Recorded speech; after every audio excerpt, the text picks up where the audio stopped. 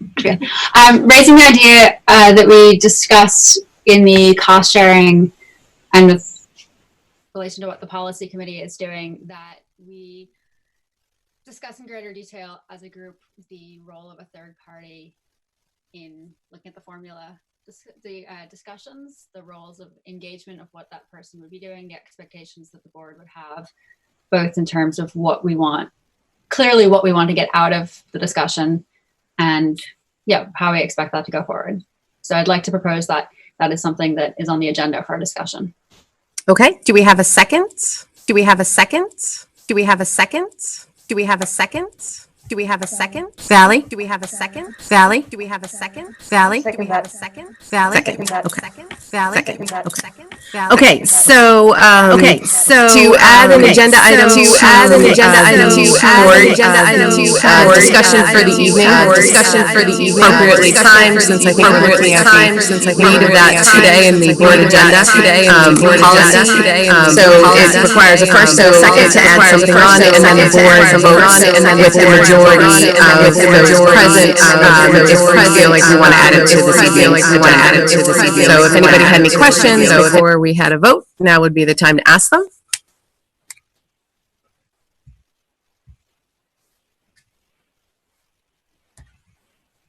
Okay, so I'm going to take that as folks are ready to vote on the motion on the floor to add the discussion of the third-party consultant expectations for the cost-sharing formula to this evening's agenda. Kate. Nay. Jeremy.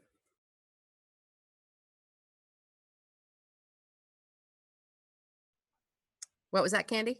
Yay. Yes. Oh, I'm sorry. No, it's okay. You were on. I just couldn't tell if it was yay or nay. I don't know why they make it yay and nay. They sound so similar. Lindsay. Yay. Jen. Nay. Susanna. Yay. Beth. Excuse me. Nay. Mara. Yay. I'm voting nay. Vali. Yes. Okay. I don't. If you might get a little closer to your mic, Valley, just so we can hear you a little bit better. Maddie. Yay. That was a yay. Also. Can we just say yes or no? Yeah. Can we do yes or no? I think that's. Yes. Thank you. And Rhea. Yes. Okay. So. That passes, right, Cynthia? Okay, so that's a vote 8-4.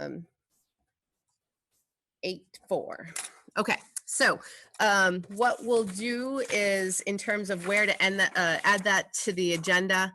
I think we would put that under, I don't know, where would we put that, Becky? I'm thinking that would go under new business and do it at C, 13C. Okay. All right, so new item, cost sharing consultant discussion.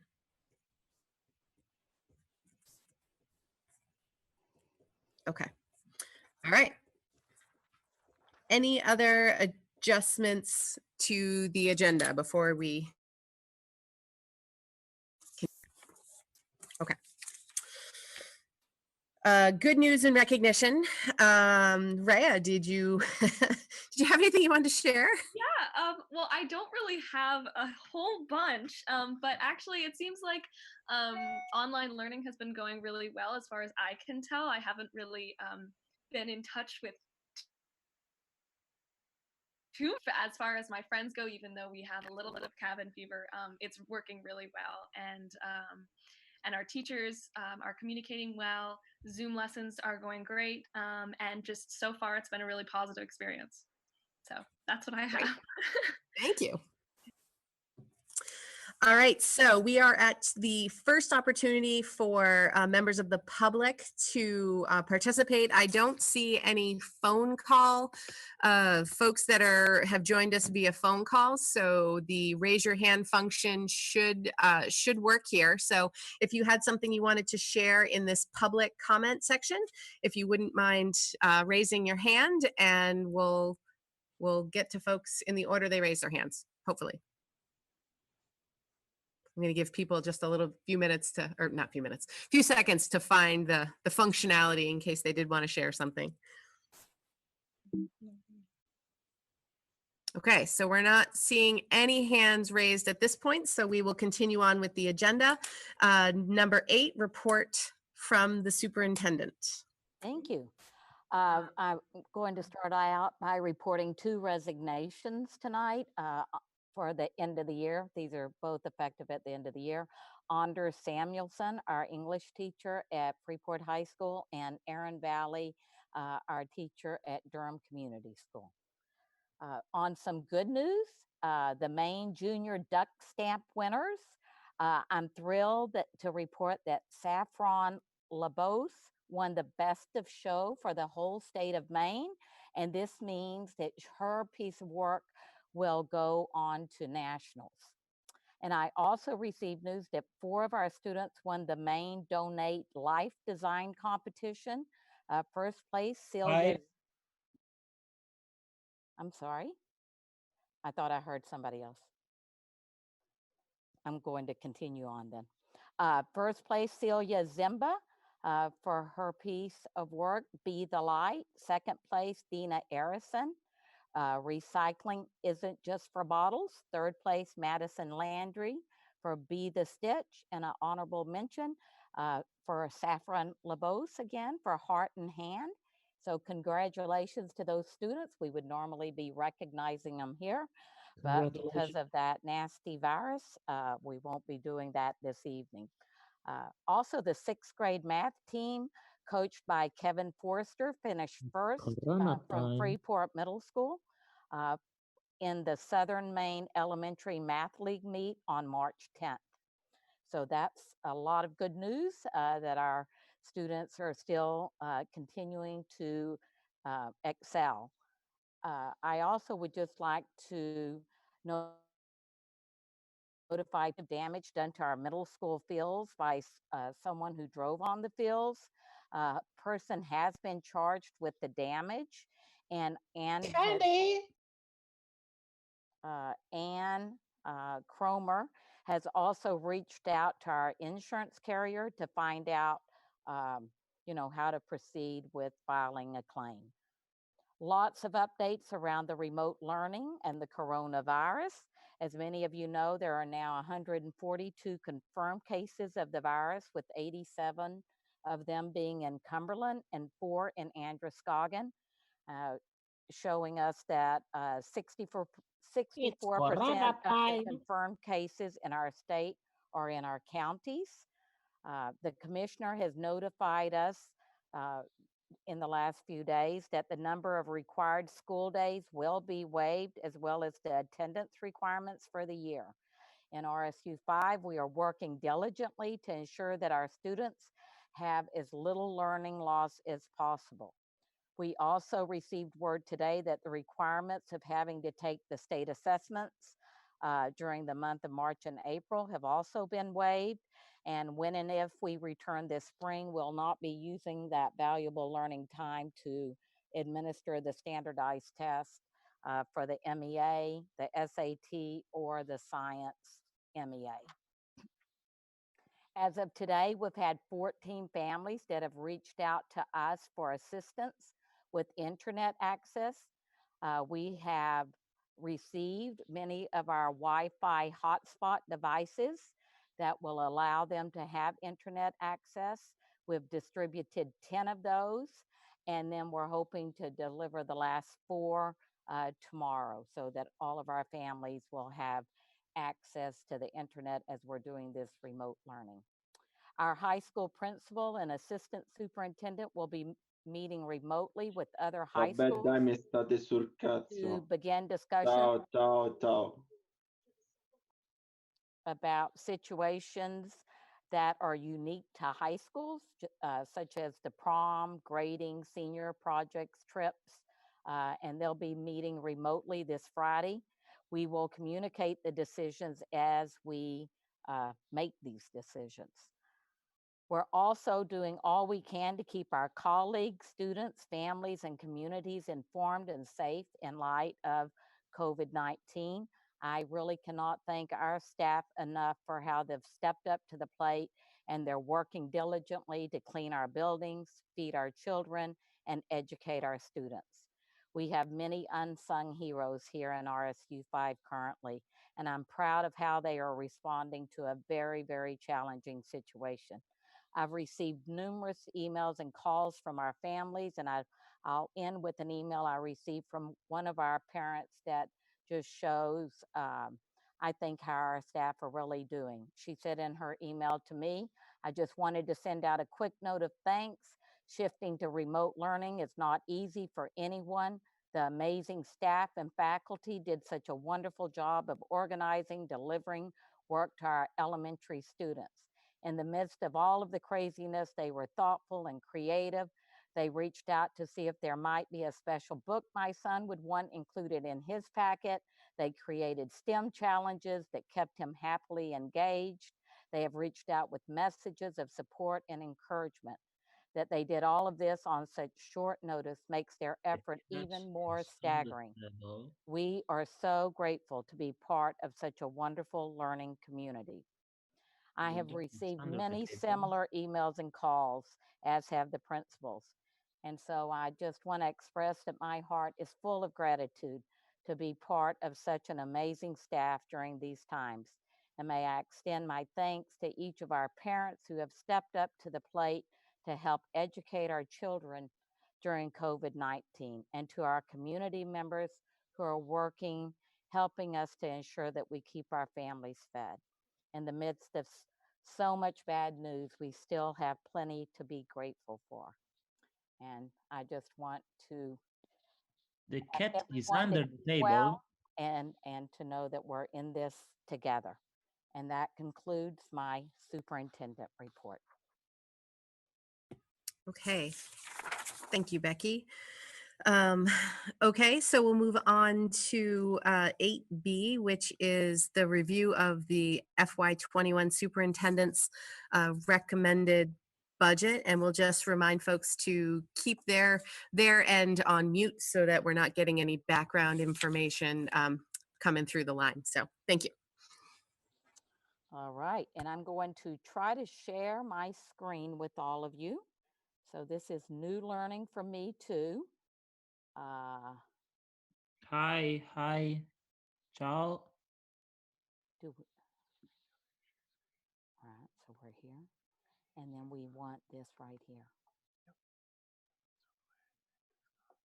Oh, right here. This one here, and then share. Hello. We're going to ask you to mute your button. I've been trying to raise my hand to give comment during the public period and have been unable to do it, so I unmuted to say that. Michelle, would you like to recognize him? Broccoli e salsicce.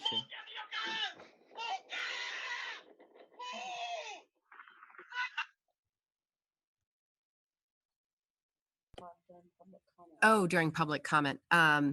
Sorry, Ed, did we not get to you before your hand was up? Well, I think my hand got stuck in my mouth. I mean, I didn't know how to do it. Before we hop into the budget, did you want to share something real quick? If you just similar to our typical public comment, we just asked you say your name, where you're from, and keep comments to 3 minutes or less. Okay, I can do that. Thank you very much. My name is Ed Bradley. I am chair of the Meeting House Arts Project Report, which is a proposal to renovate the First Parish Church into a cultural center for the towns of Freeport, Durham, and Pownell. It will restore an historic church. It will address the problems that are causing retail dislocation in Freeport, and it'll bring the community, including the schools, into a cultural center that's designed to integrate artists in the community. Our cultural plan identified schools and school programs, and we've been working on them. But the cultural center will provide an opportunity for kids who sort of have performed really well in the curriculum, which, by the way, performs really well for arts and culture from our perspective. But we'll give them a chance to show their wares, show their performances, show their art publicly, and integrate what they're doing with the towns in the center of our community. So we have a campaign going. We have sent a letter to RSU 5. We've asked for $5,000 contribution from the RSU in recognition of the benefit this will provide to kids in the school system who are performing at exceptional levels. It'll also support arts integration in all the communities. We understand that budget times are tough. Is an uncertainty, but we think it's very important to continue with this project during the time of uncertainty, show people that it's a positive thing that they can rally behind. And when the COVID concerns are addressed and overcome, we'll have a platform to launch arts and cultural in all our communities. So I didn't know till today that this was on the agenda. I apologize for being a little less organized than I might otherwise have been, but I really ask that you give serious consideration to the ACAF request for funds. Hi, hola todos. It's important.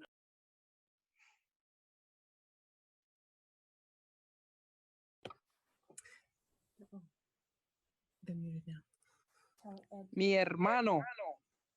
You to join with us. So, Michelle, thank you for the opportunity. I hope I didn't go over. Ninguna más me tasse. That's my time. Hermano.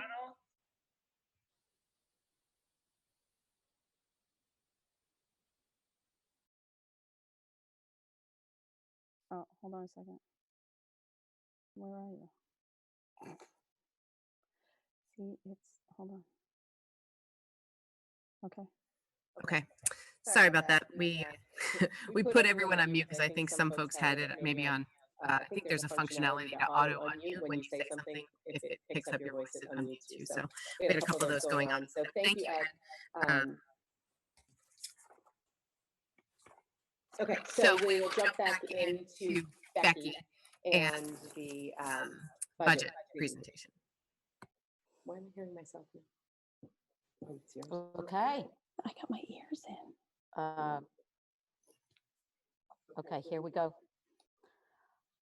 So this is just a review of the budget that I did in January with some of the updates. So we feel like this budget supports all of our learners, and just a reminder that our mission is to try to inspire and support every learner by challenging minds, building characters, sparking creativity, and nurturing passions.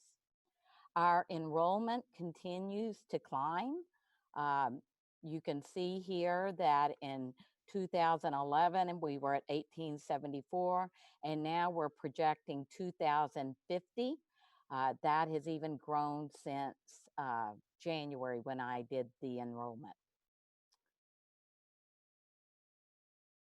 From October the 1st, you can see that our greatest increase is still at the high school, that they have grown since 2011 by about 100 students, but you can see that all areas are now up, even pre-K 5 and 6 to 8.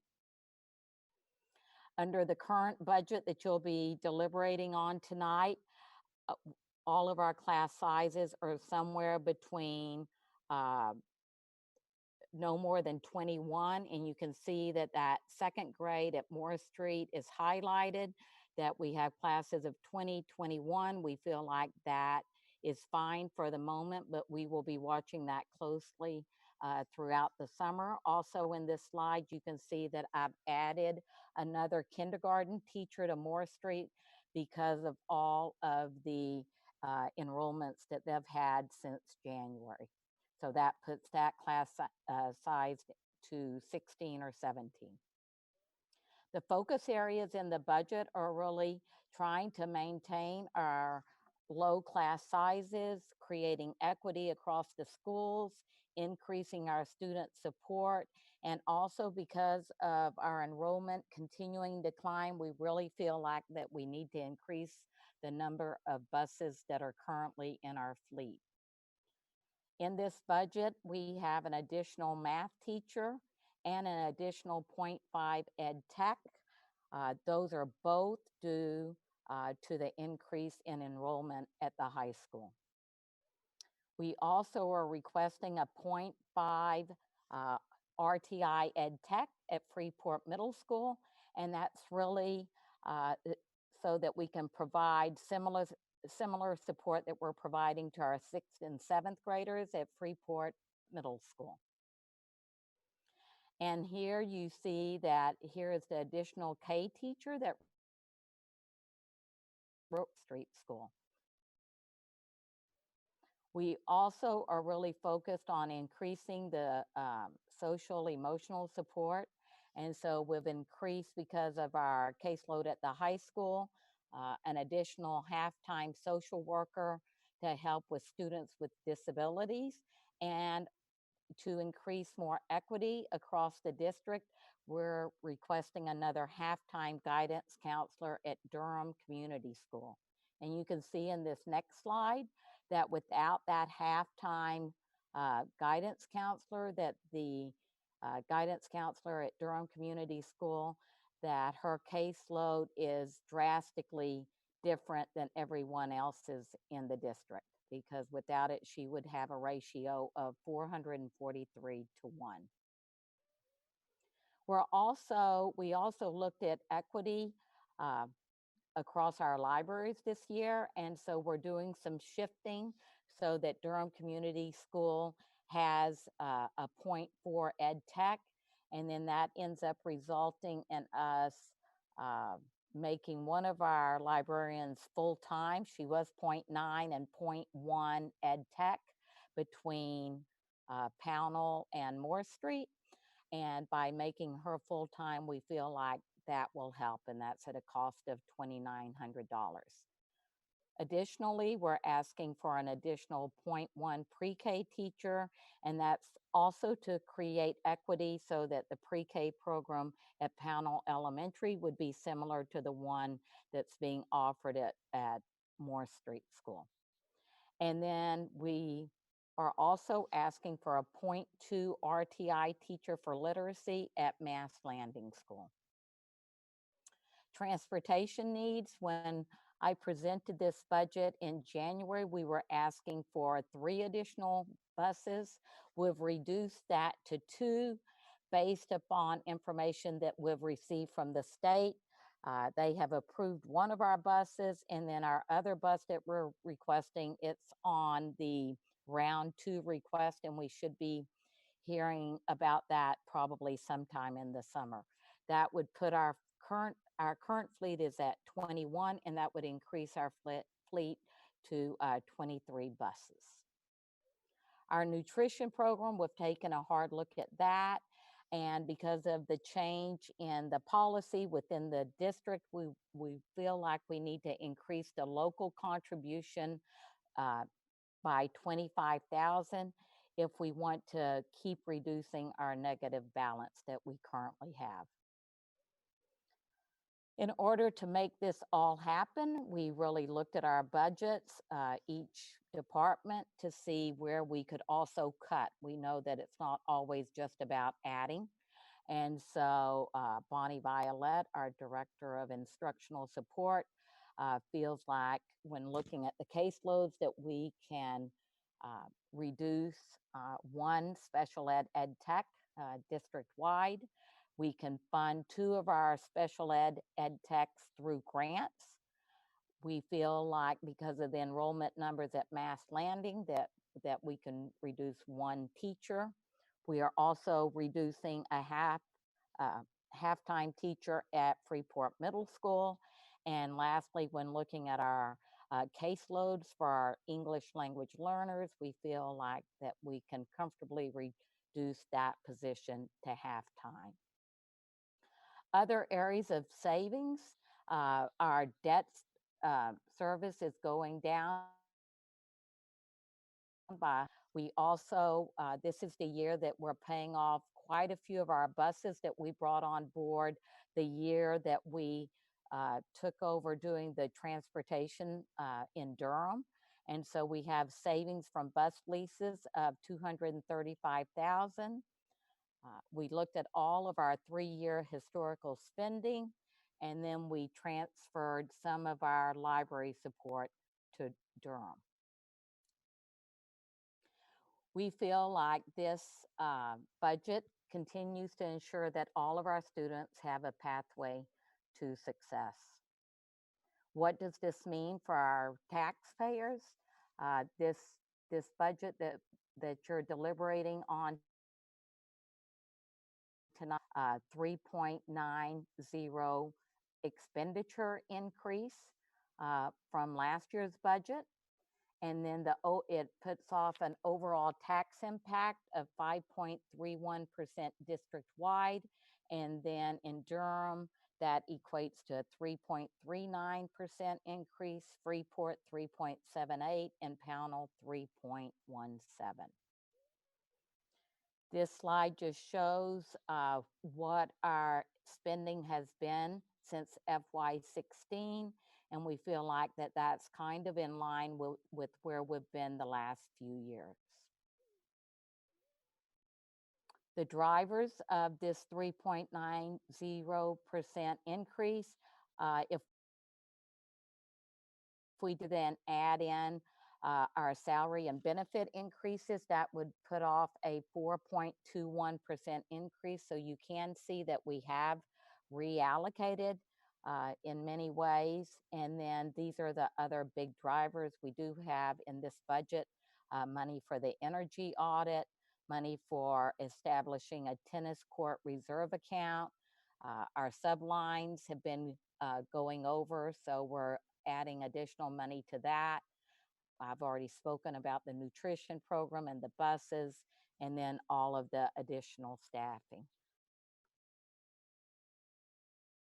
Unknowns, I think I talked to this at the last board meeting. We still have not finished our contract negotiations for the support staff, so that's an unknown. And our property and casualty insurance, we've budgeted an increase of 10%. And we won't know that before you're adopting a budget, but we feel like that will cover it. Our timeline has changed a little bit. We canceled our last board meeting, so we have now added an additional board meeting for moved any of our Q&A sessions that took place before April 27th. We're hopeful we want to be back in school April 27th, but if we're unable to be back, then this timeline will change again. We're still hoping to hold an annual budget meeting on May 27th and have the budget validation referendum vote on June 9th. And we have a lot of pride in RSU 5, and we feel like this budget really just will strengthen us even more than we already are. And that concludes now I'm going to try to get rid of this stopping the share. Okay. And then I'm going to move into some questions, and I'll be asking some of our administrators to speak to that. These are questions that I received ahead of time. The first question that I'll address is, how will the budget we are considering account for the possibility that online learning could continue into the next year? I've made no revisions to the budget based upon that question, because if this happens, whatever money we might need to do something different with remote learning would be offset with the savings in other areas. For example, our custodians, bus drivers, support staff, subs. So for example, currently in this budget, you've seen that I've increased the sublines by $60,000. We likely would not need that money, and we would just then move that possibly to doing more professional development around remote learning if we were to find ourselves in that situation. The next question really was around pre-K, the additional pre-K out at Durham Community School. So I'm going to ask Will to give us his latest thinking about that. Will, unmute him.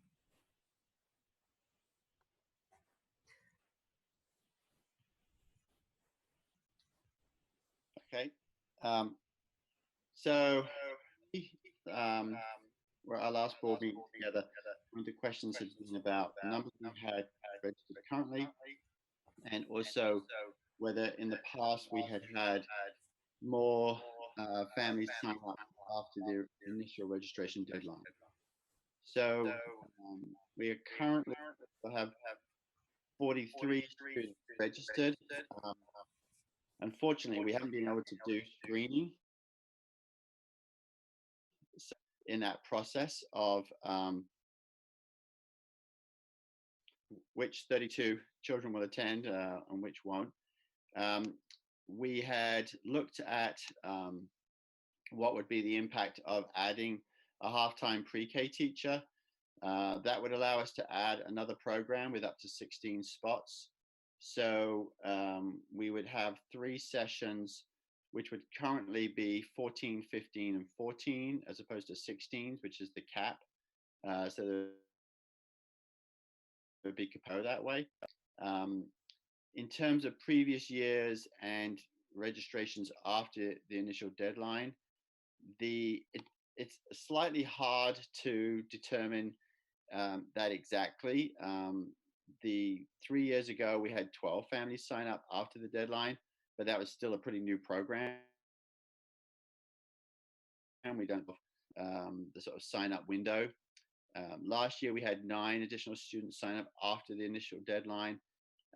And then for this current school year, there were 6 students sign up after the initial deadline. To this point, we have not had any additional families sign up at this point.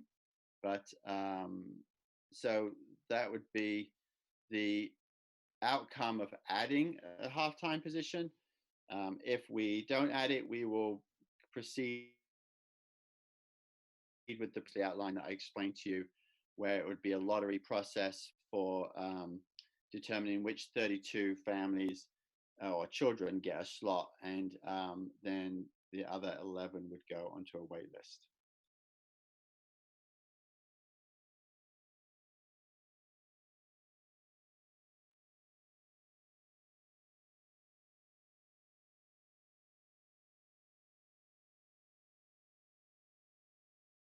Okay, thank you, Will.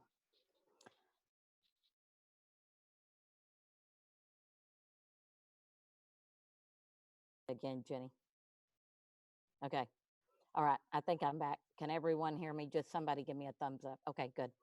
All right, thank you, Will, for that. Now, the next question was around ELL enrollment trends. So I'm going to ask Bonnie Violet, the Director of Instructional Support, to speak to that question. Okay, so at the last board meeting, there were questions about what our enrollment would look like for next year, and I had shared that. And I think what the board was looking for is to see if the neighboring districts were anticipating an increase for next year. So I did email my colleagues, and actually I emailed them a couple of times, and I didn't get responses from all of them. But the ones that I did get responses from, and I'll just report out on that, the numbers are sort of unpredictable, and there are different factors that really play into this. A couple of districts said that, you know, due to the immigration policies right now, there are fewer families coming into the United States, and out for some of the drop in numbers. Their numbers from last year to this year dropped by like 100 students. And, you know, they cited the difference in the immigration policies, and that's what accounted for it, they feel. Brunswick, they had an increase this year, but the new arrivals have, she said, seem to be slowing down in Brunswick. So they're not anticipating a real difference in their numbers for next year. Yarmouth, she expects a huge, doesn't expect a huge increase.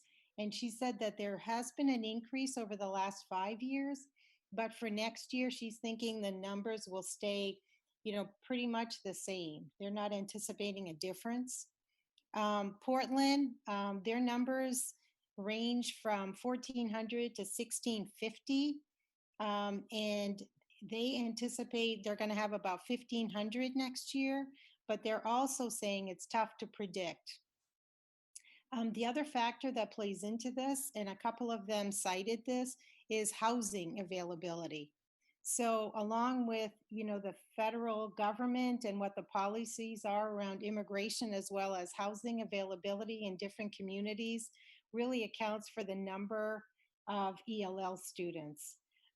Westbrook, their numbers were pretty hard numbers. They increased, they're anticipating an increase from to 435, which would be 4. So I guess in response to the question, what does it look like in terms of our neighboring districts? It's really mixed. Some have seen a decrease from last year to this year. Some are anticipating, either it stays the same or it might be a decrease to next year. And some of the communities, and I guess I'm looking at Westbrook being one of them, their housing availability is, there's more housing available. And so I think they're seeing their numbers increasing next year. So that's where we are with, our own numbers. And as I explained at the last board meeting, what we're looking at for our own numbers is about 13 next year.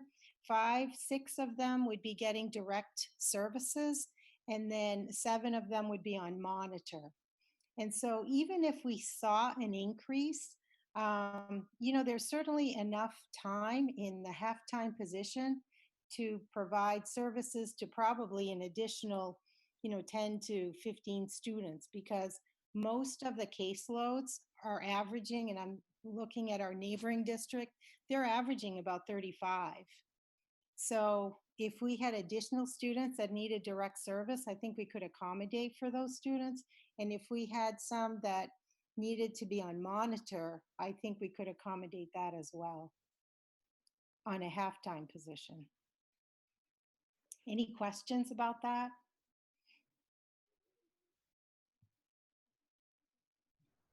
Okay, I'm going to continue on, and when they start deliberating, Bonnie, they may have further questions, so we may still need to come back to you. Dennis, they provide us with any more information on the cost of the energy audit? Well, I do have some information. It's really tough to get information right now with people out sick. But I did speak with several companies about an audit.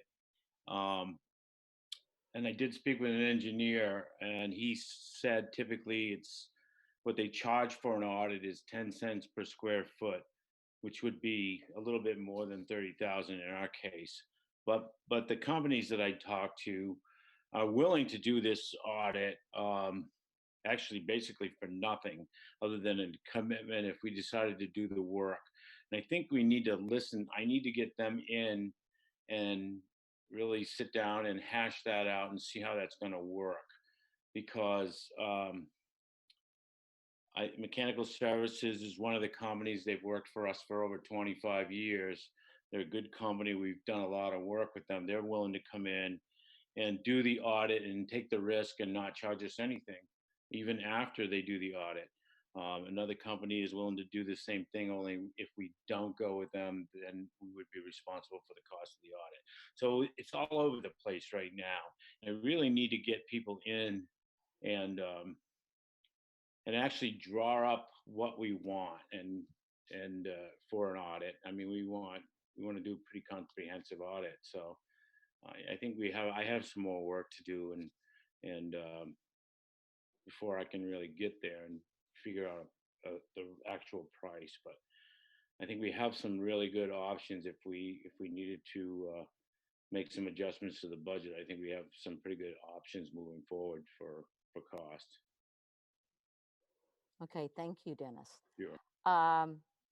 The next question was around, this is for you, Anne. How much money can we expect to save from lines that are not being used during the shutdown?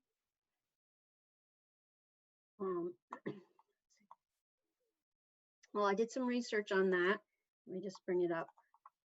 And what I found was, it depends on how long the shutdown lasts, but if it goes through April, we would save approximately $160,000.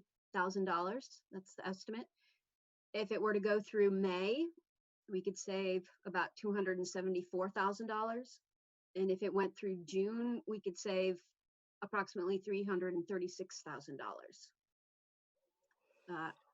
And that's made up of savings from gas and diesel fuel, overtime costs that we wouldn't have, stipends for spring sports, and then game management and game official costs, subs, and then some field work and various other things that some principals thought they would be saving in their budgets.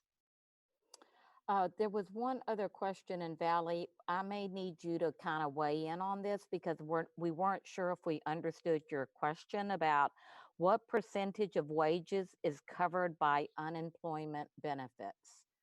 So we're paying all of our employees based upon the executive order. And so I'm just not sure that I'm understanding what you're asking there. Could you clarify? I wasn't sure. I wasn't, can you hear me? I can. Yeah, okay.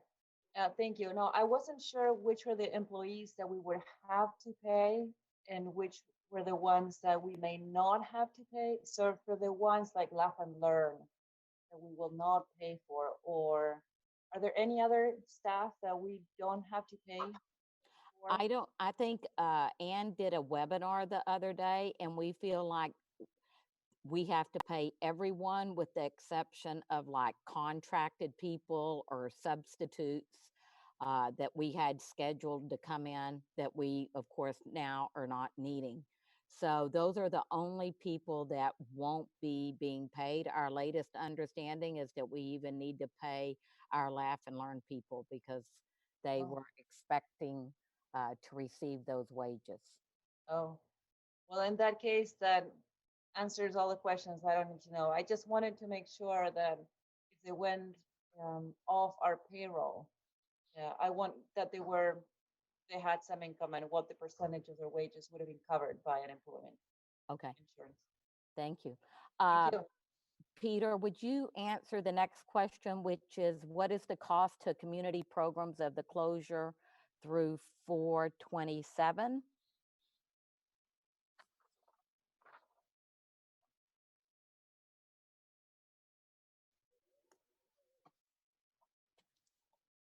Peter, are you there? Sorry. Yes, I was just waiting for the permission to unmute myself there. Okay. So our community programs team today did a little bit of calculation on what this period of time from March 16th through April 26th.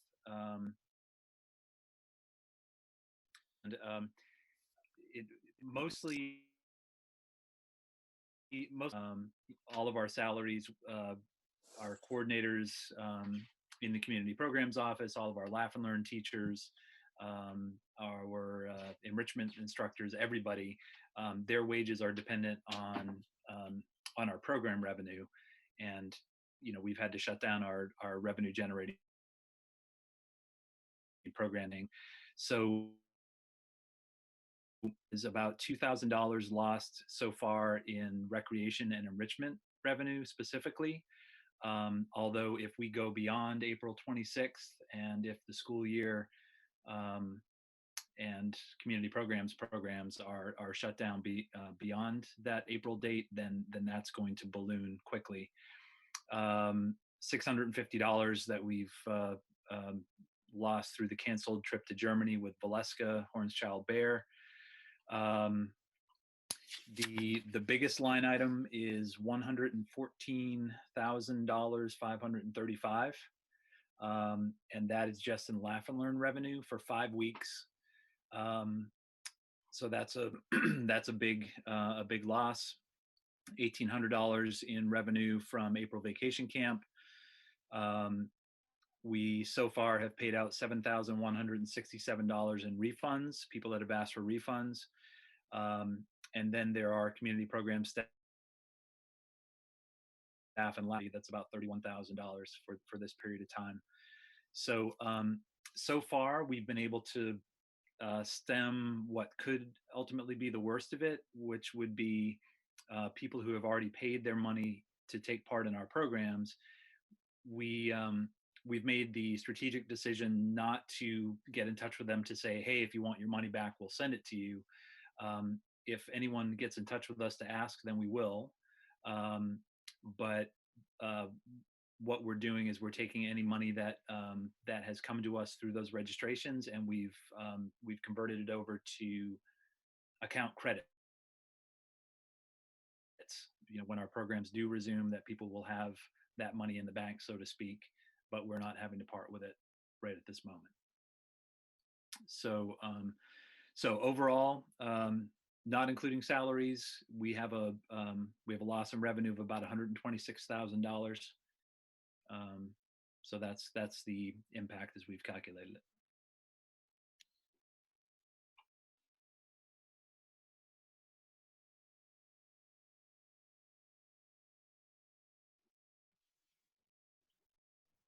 Okay, thank you, Peter. You bet. I think that concludes all the questions that we had that was sent to me ahead of time, Michelle. And so I think we're ready to take any other questions or whatever you want to do to proceed with the deliberations. Or do you want to take the public input first? I think the plan was to do the public input first, before the board deliberations. So here would be your opportunity if you had a question on the budget to use the raise hand function. And Ginny will let me know who we have, if anybody. Yeah, so she's gonna make it so it's self-muting now. So if folks could mute themselves, because that seemed to have unmuted a bunch of people when you did that. Are you muted? Okay. So everybody needs to now mute themselves. They're going to mute and unmute themselves. So Becky needs to mute because we're both getting picked up. That's why there's an echo. Okay. There's still an echo. Okay, sorry, forgive us while we figure out this technology piece, but we're just giving people in the in the audience an opportunity to raise their hand.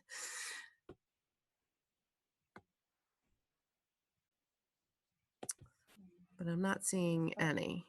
Kate. Kate, you're not in the audience. Go ahead, Kate. What's your question? Is it a comment? Or are you just practicing raising your hand? Okay. Did you put it down or did she? She did. Okay. Okay, I know there were folks earlier that were using the chat function to ask when they could ask a question. So now would be that time if you were still. Okay. All right, so is this where we were putting the deliberation piece, right? Yeah, okay. So now we will open it up to board members for discussion, deliberation, questions, whatever you need help with as we work towards next week. Just quick reminder, I know it was in Dr. Foley's timeline, but our goal is to to adopt our budget at next week's meeting on April 1st.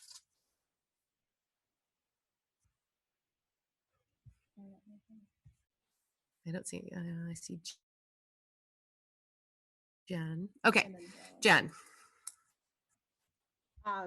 So give me at first, if this is a repeat question. I wasn't on.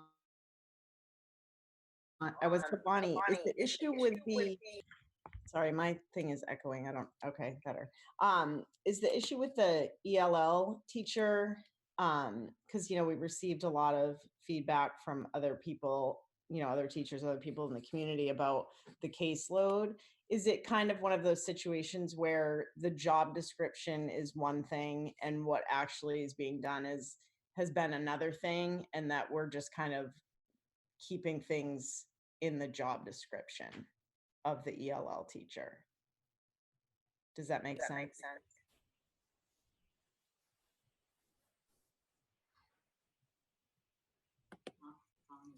It's oh, she's working on it. Can you help her?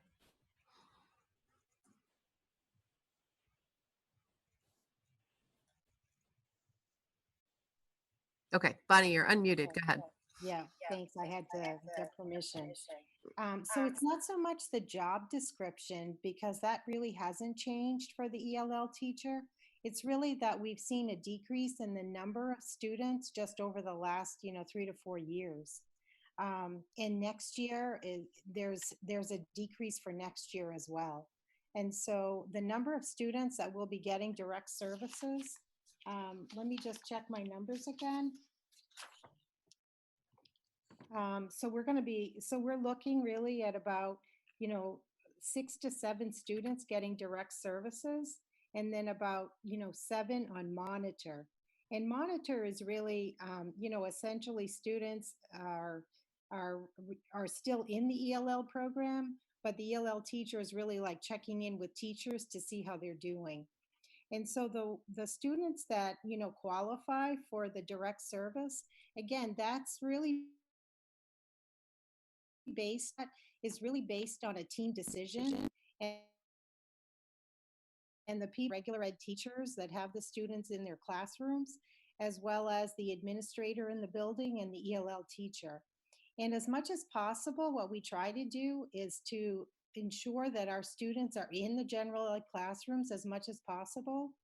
And so in terms of the amount of time required to provide the direct service to the students and the monitor, we can do that with a half-time position. So it really isn't necessary to have a full-time position. And again, when we compare the numbers to other districts, even the caseload of that person at 13 to 14 students, it's much less than what other districts are, what their numbers look like, 35 for a full-time position.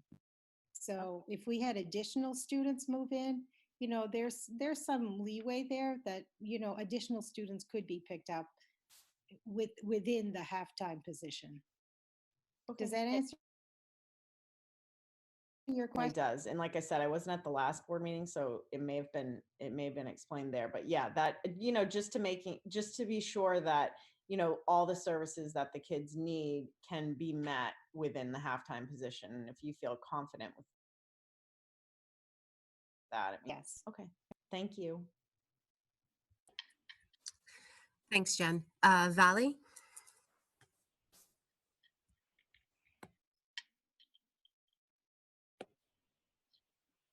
I think Ginny set it up so everybody can unmute themselves at this point. So there we go. Am I unmuted? Okay. Yes. The cost of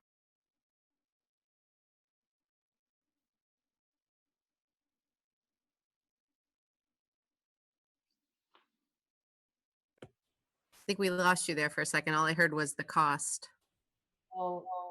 the cost is for the yes 3K. And the other question is for Bonnie about checking in for certifications for the ELL teacher to see if she would be able to fill in another half position that may be open in the district for next year. So I am going to have to check into that, because I'm not sure if she's certified in other, to teach in other content areas. That being said, though, if she is certified and we do have half-time positions open, we would definitely encourage her to apply for those positions. If she Thanks. And I think what I heard you ask, Valley, you were going in and out a little bit, was what was the cost for the addition of the additional halftime pre-K at Durham to open up those 16 slots, right? Okay. Becky. I think that that would be $69,000 that we would need for the pre-K at DCS. I think that includes the supplies and equipment that we would need for that classroom.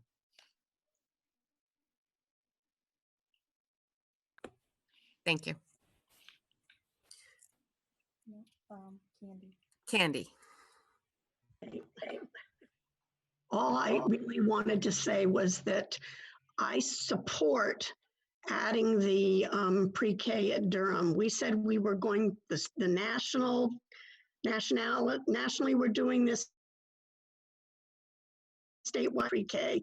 And after working for about 15 years, helping the states of Delaware and Pennsylvania set up their early childhood programs and all the research that's been done about how important it is, I totally support us looking at adding the pre-K. That's it. Thanks, Candy. Other? Oops, Sorry, if you see me looking to my right, Ginny's keeping track of hands. Jeremy, Sindel. Jeremy. Anne talked about how the budget savings might be further if the pandemic continued. Did that take into account Peter's numbers with the revenue side? No, I don't think it did it? And I don't think Ann even had those numbers today. That's separate. Okay, cool, thank you. And actually, that's an interesting point, Jeremy, in that because community program sort of runs as its own funding source through income, and how does that impact the overall district budget, or does it? I don't think it does, because it's a separate entity, right, Ann? It's a separate fund. So, and it does have its own fund balance to help it weather this. I mean, their fund balance at the end of last year was over $300,000. So, sorry, my phone's ringing.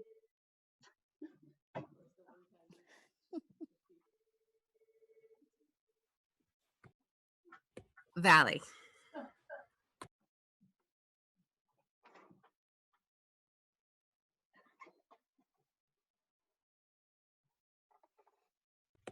Valley has to unmute herself. Valley, do you have a question? I think your hand went back up. She's muted. Can you hear me now? Yep, we can hear you now. Okay, thank you.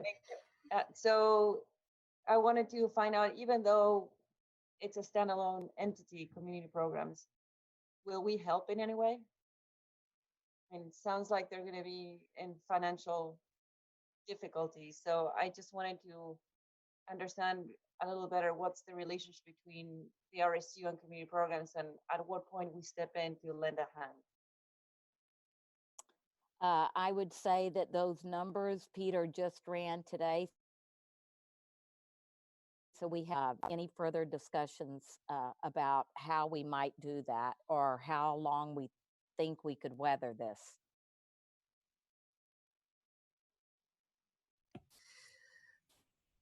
Correct me if I'm wrong, Anne, but I think it would work similar to how the nutrition program works in that we provide, like, part of the budget this year is an additional 25,000 that happened in that program. So if we chose to send money the community programs way, I think that's what that would look like. But if I'm understanding correctly, the number from the lost revenue number from Laugh and Learn of 126, it does sound like they have a surplus that more than covers that at this point. Yes. But I mean, obviously, it's a good point to say at what point does that is there a target for that fund balance that there's a goal to keep it at, for emergency purposes. So I guess that's maybe a question for Peter.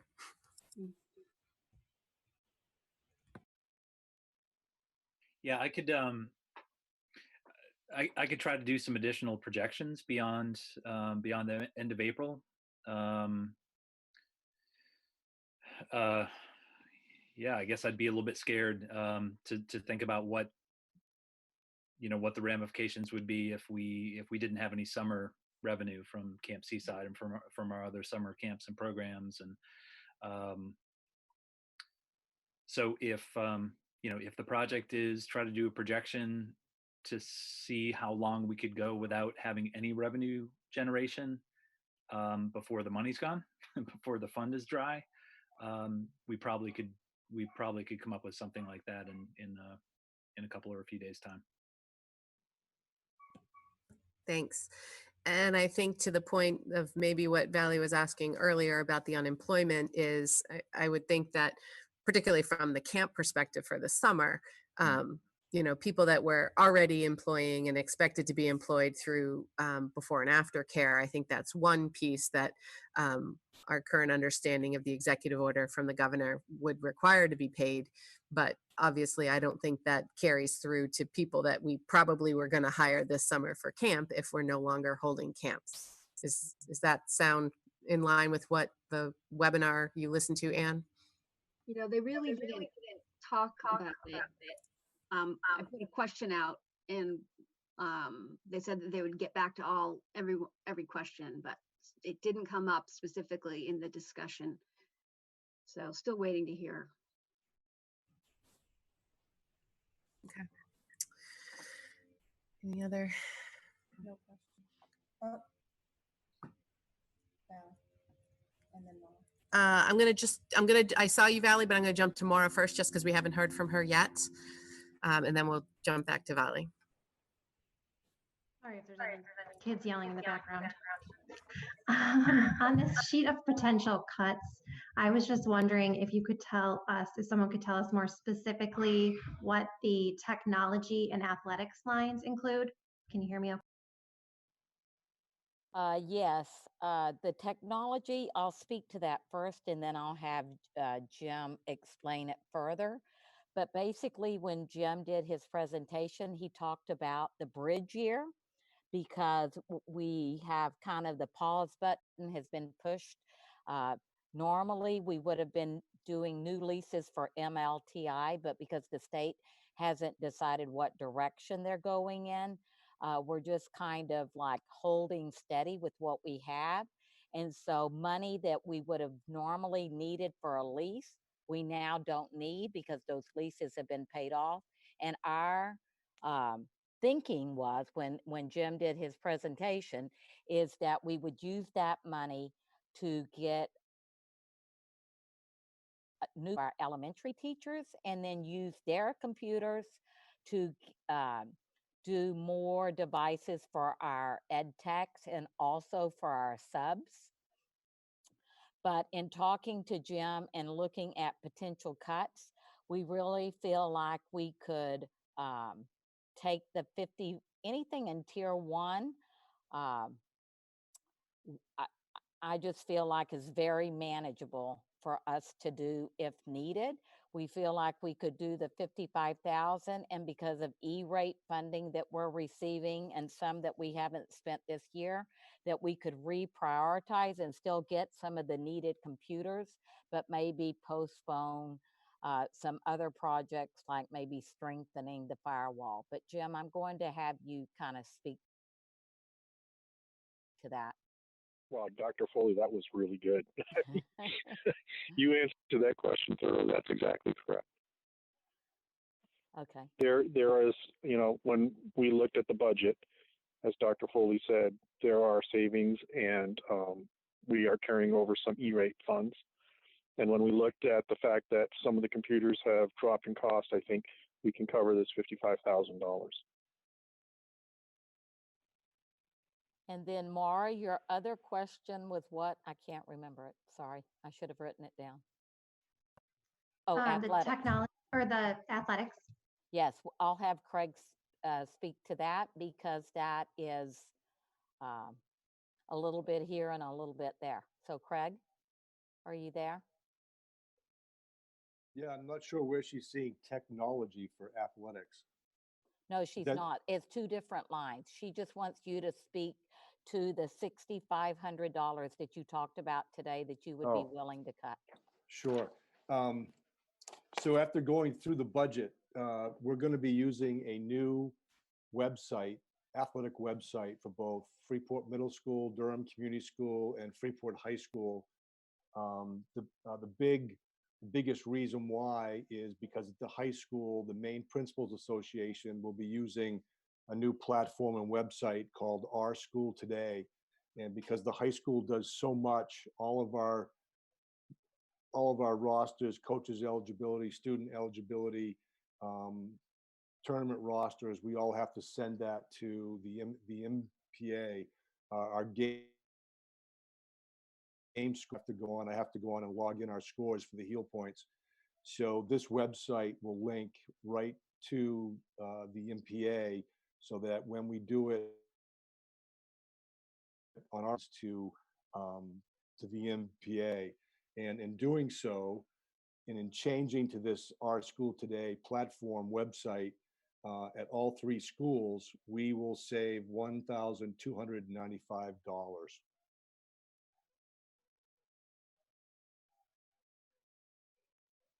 And then will you talk about the other ones that add Sure, up yep. to make it, I didn't separate it out, Craig. So Okay, you have to get us to 6,500. Okay, at the Durham Community School, we have 3 stipends that aren't being used and haven't been used for 2 or 3 years. In the budget is, or was, boys C basketball and girls C basketball. At Durham Community School, they have had or did have A teams, B teams, and C teams. The turnout, the participation numbers has decreased. They're inviting out 6th graders only if we need them to help fill the A and the B teams. That is consistent with what Freeport Middle School is doing, and it's also consistent with what the CCC, the Cumberland County Conference, is doing. In addition, there was a stipend of $1,093 that was a faculty game to a middle school assistant AD. The game supervision was part of that responsibility. So that $1,093 hasn't been used for at least 2 years. There's $320 in equipment and another $200 in high school dues and fees. That gets you to the $6,533.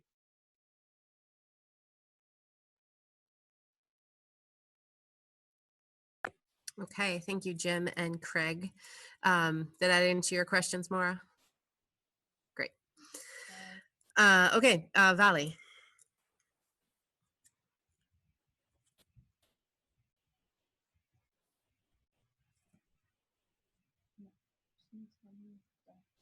Yeah, she's still muted.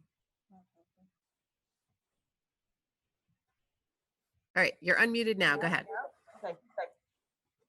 So my understanding of this, these are things that people are willing to cut, or could you, Becky, explain in what order people are willing to? Is the tier 1 the one that you're most comfortable eliminating, or the tier 3?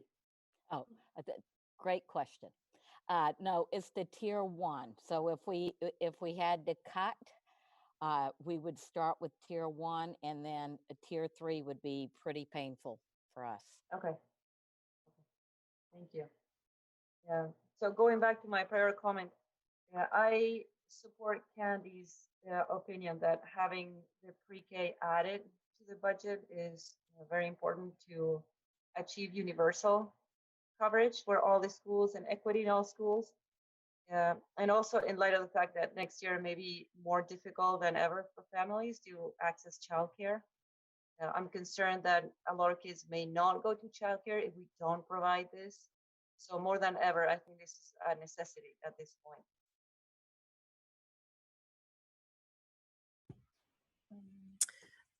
Susanna, right? Susanna. Okay, I support Vale's comment about the adding the or supporting the universal or working toward the universal pre-K and supporting that extra teacher and the concerns that of childcare next year and whether that's going to be problematic. My second question is on the ELL, and I'm sort of on the fence which way to go personally, as somebody who's benefited from that situation myself in the past, and also been in places where I've not had the language support that I've needed. I recognize the value of that, and to me, it's very important that we've got somebody of good quality. And I don't know how challenging it would be to find somebody who is able to be a part-time position, who is still providing the services and the quality that we're hearing from students and faculty that Ms. Sturgis is presenting. So that's just one concern I have with finding a half-time position. Thank you. Thanks, Susanna. Maddie? I also felt a little bit torn when we first were hearing from people about the reducing the time of the ELL position, and appreciate the people who came out to speak about that. But I also feel that Bonnie and Becky and our administrators would not make this recommendation lightly. And I'm satisfied about their answers to our questions about our other districts and the numbers. And I'm satisfied by what we heard today from Bonnie that the person in this position would have the opportunity to apply for other openings in the district. So I would go with their recommendation.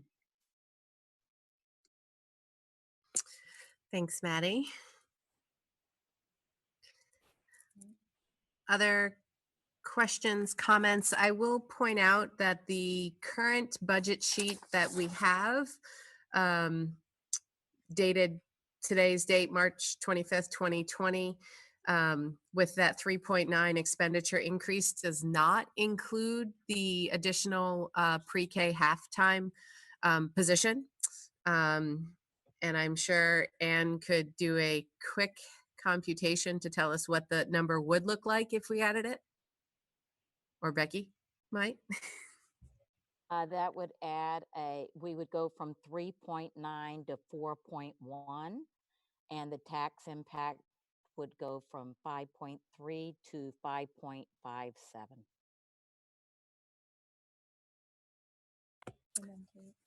Valley.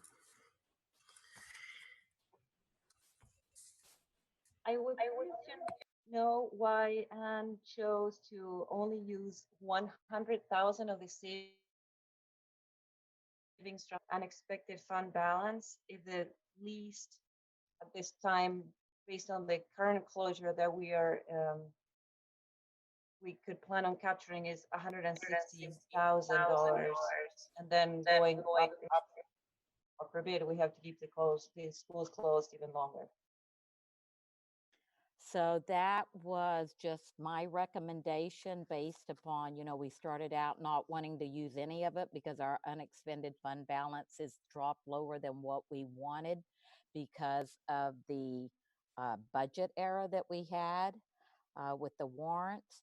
And so at the time that I just created the sheet of 100,000, Anne had not finished her estimation of where we would end up. So that's definitely open for discussion with the board of how comfortable, how deep you're willing to go into the unexpended fund balance. And I had another comment on. Kate. Kate had her hands up. Yep. May I Oh, speak? Valley wasn't done. Oh, I'm sorry. Hold on just a second, Kate. Let me let Valley finish her question there. Sorry. The other question was about the 55,000 that we are. Hold on just a second. It looked like you weren't muted, but I still couldn't hear you. Oh, so try again. Go now or Kate?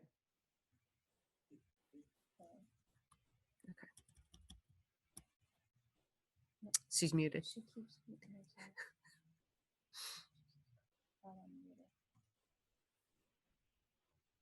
Okay, try again. No. Is that for Kate or for me? Valley, go. Oh, okay. Thanks. Sorry. Also, I was curious to know if we could put into the budget the $55,000 in savings that we can expect to get from electricity reduction in consumption if we do the solar project.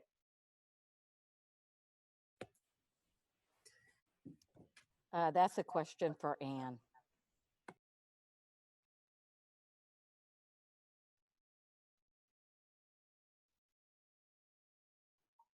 Are you there, Anne? Yeah, do you mean what the impact would be if we added $55,000 of revenue? No, I think the question is there a reason we didn't build into the model for next year the Oh, yeah. savings if for the solar? My question on that would be, do we know the timing of that yet? I know there's a lot of these solar projects are taking a bit of time, and I'm not sure if we would actually realize a full year's worth of benefit in the upcoming year, but I don't know the answer to that question. Right. And maybe Dennis may know that better, but that is kind of my concern, because I felt like, didn't the person talk about that it may not start until like January? Valley, do you remember? It could start sooner than that, but it definitely will be started by the first of the year because that's when the tax credits drop. So the project has to be functioning by the first of the year, but it may be sooner. That's a question for the consultant. But maybe we can zoom into that number a little more closely. We can add some savings to the budget. I think I'm just nervous about that because it hasn't been vetted by our legal, and you know, to me, it's just a big unknown right now. But if we're willing to roll the dice, I'm willing to go there if the majority of the board wants us to include some savings there.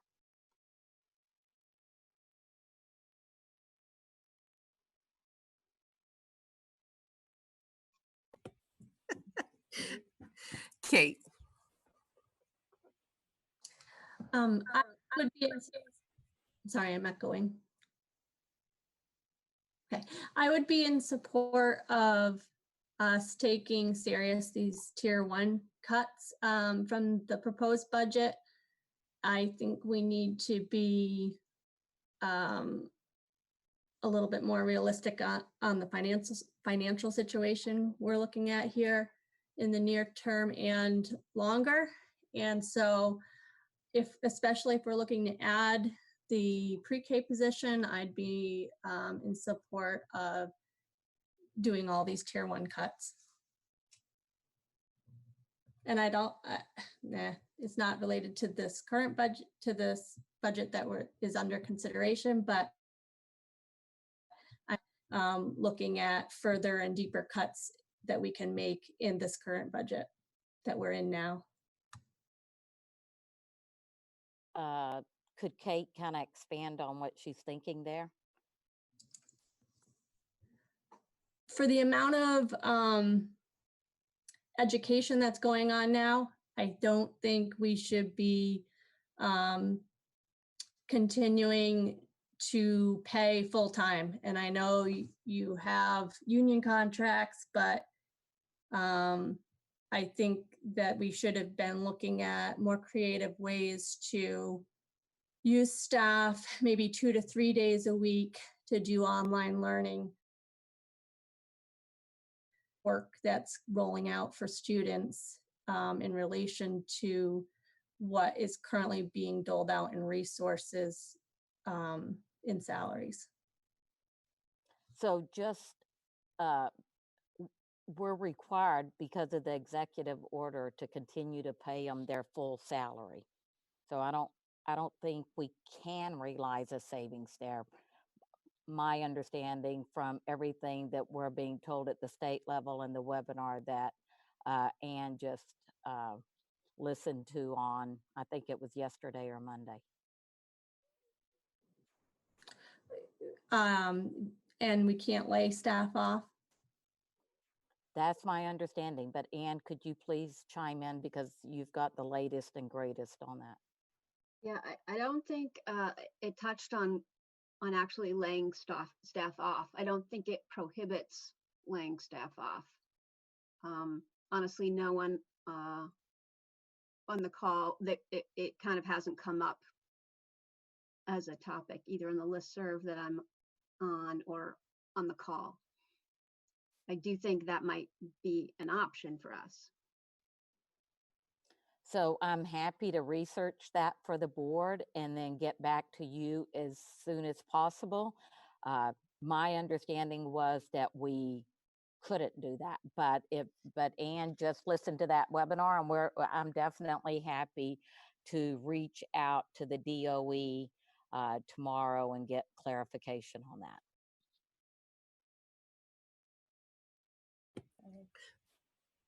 Are you all set, Kate? You can just give me a thumbs up if you're good, if you don't want to play with your mute.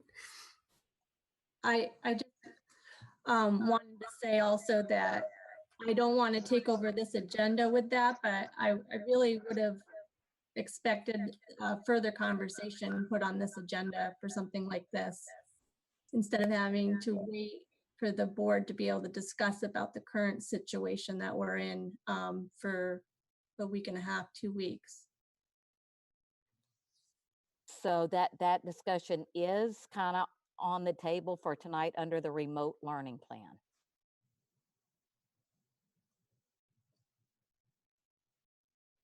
The budget discussion, we can talk about it there.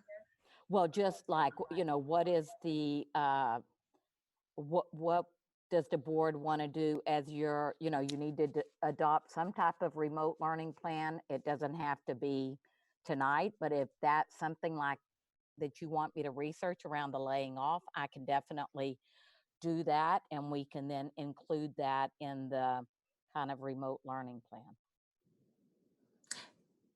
Yeah, I think this is what I've been trying to ask for since school was closed 2 weeks ago. Yes. And I think this is our first opportunity to do that because we canceled last week's board meeting.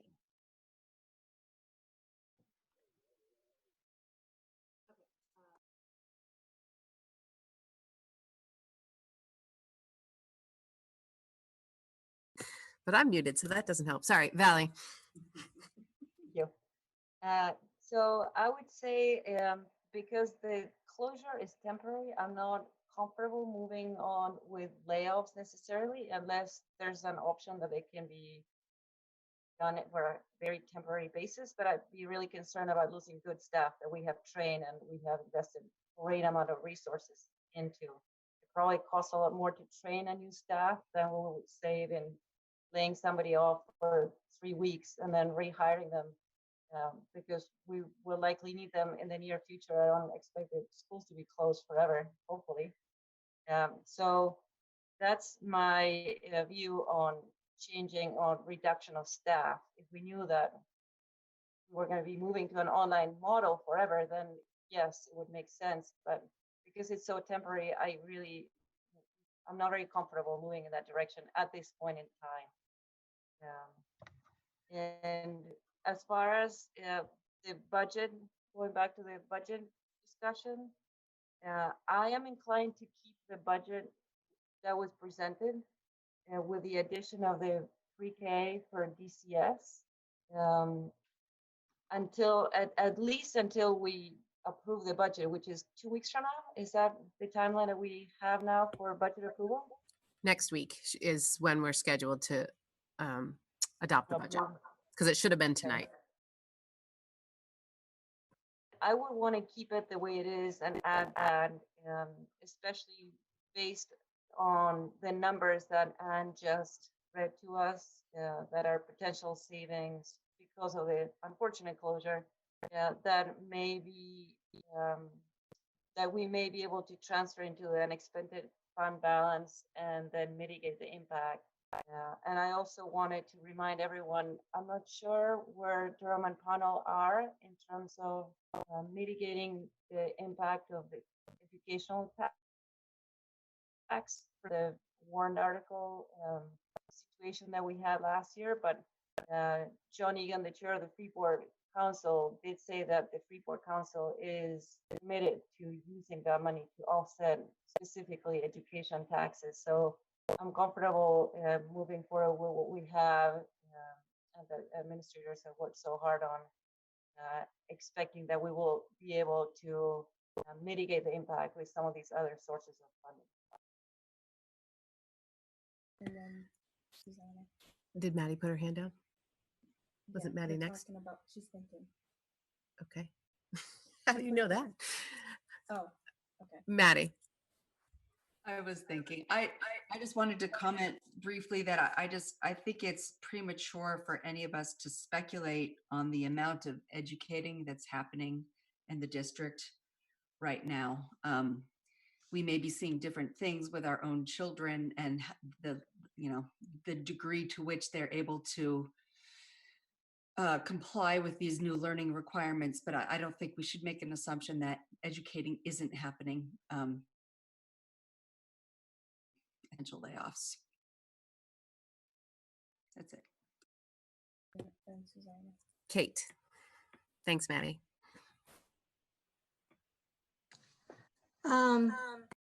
First, I didn't say education is not happening in the district, so I'd like to just correct that. I think the level of education that the students are receiving now is not, I think we can definitely say it is not equal to them sitting in a classroom when we pay our staff full-time. So I was just looking for, like, how do we find equity there? It makes absolutely no sense to continue to pour resources into the district when we've got families getting laid off. We aren't looking to do the same sort of sacrifices at the municipal level. And so if, as a taxpayer, I would be looking to the school district to just stop the bleeding at this point and salvage whatever we can. If we do at some point have an opportunity to get back into the classroom, what we're doing right now is preventing us from making up anything at the tail end of the year. So if we think it's short term, then doing what we're doing now is cutting off days that we can make up. If we don't think it's going to be short term, then we need to figure out a more efficient way to do this.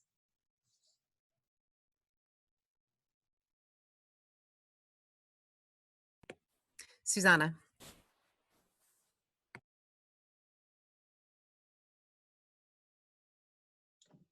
Okay, I think I got that.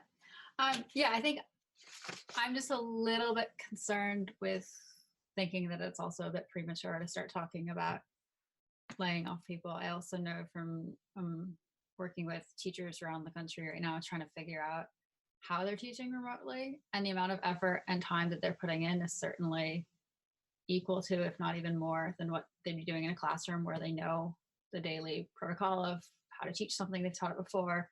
And now they're needing to do it through completely new platforms, follow up with students that, I don't know, it's just adding new dimensions. And I think that we need to not underestimate how much effort many of the teachers are going through right now to make this remote learning possible.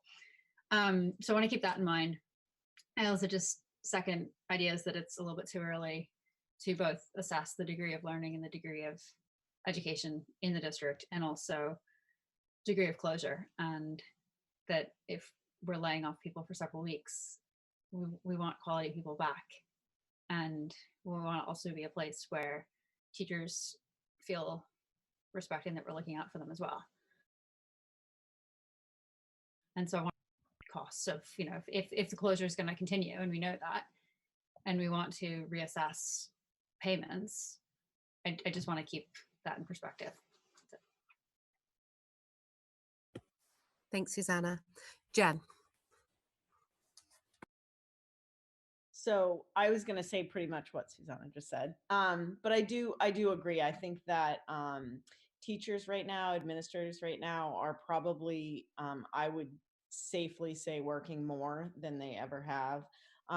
You know, that's from hearing from people in our district and other teachers that I'm friends with in other districts. So I completely agree with that, with what Susanna said. I do also think that there's another huge amount of people that we employ, and I don't know if this lasts longer term, we would need to look at that. But I also agree that it's kind of early right now to look at that.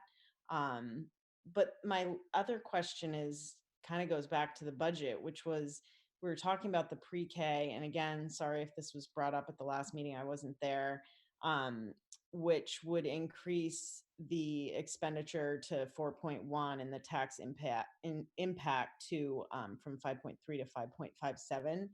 So is that, what I guess I'm wondering is, if we do some of the cuts that are in the tier 1, does that even it back down to, I mean, I don't know why 3.9 seems like so much better than 4.1 when you're talking about an increase, and also 5.3 to 5.57. But, you know, is there a balance of what we could cut that would keep the tax impact at the same level where it is right now, but with the pre-K? I guess that's an Ann question. I think the answer to your question is any of these options are on the table for us, right? If we wanted to add things, we could do that. If we wanted to remove things as on that potential cut sheet, we could do that. Or we could do a combination of both. I mean, really, it's our choice. I mean, I had asked Becky to just thinking ahead of what the conversation tonight might go like, given the reality that we're all facing right now and the uncertainty about next year.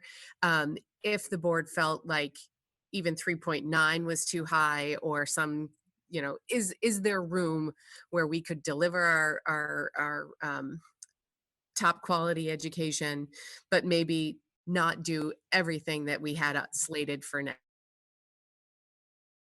year? The impetus behind the cuts and savings sheet.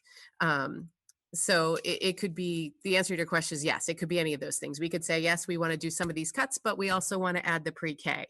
I mean, that's our prerogative as a board, and that's kind of what tonight's goal is have those conversations and prioritize as a district, as a board, what do we feel is important to bring to the voters at the referendum and the 3-town meeting.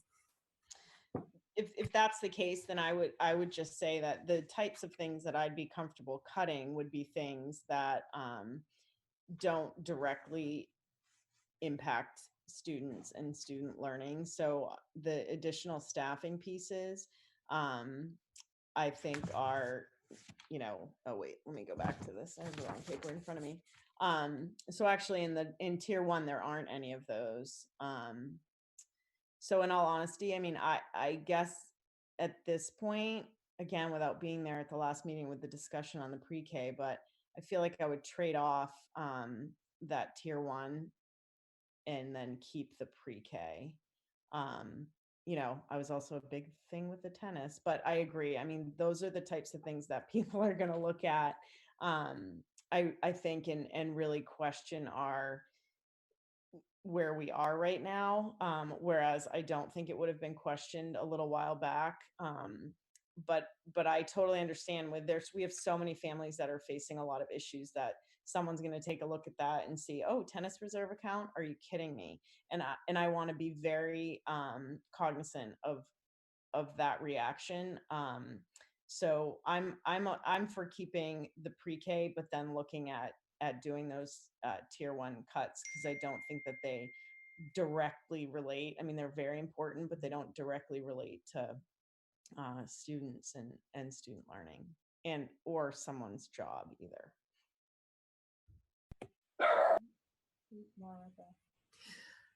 Kate was up next.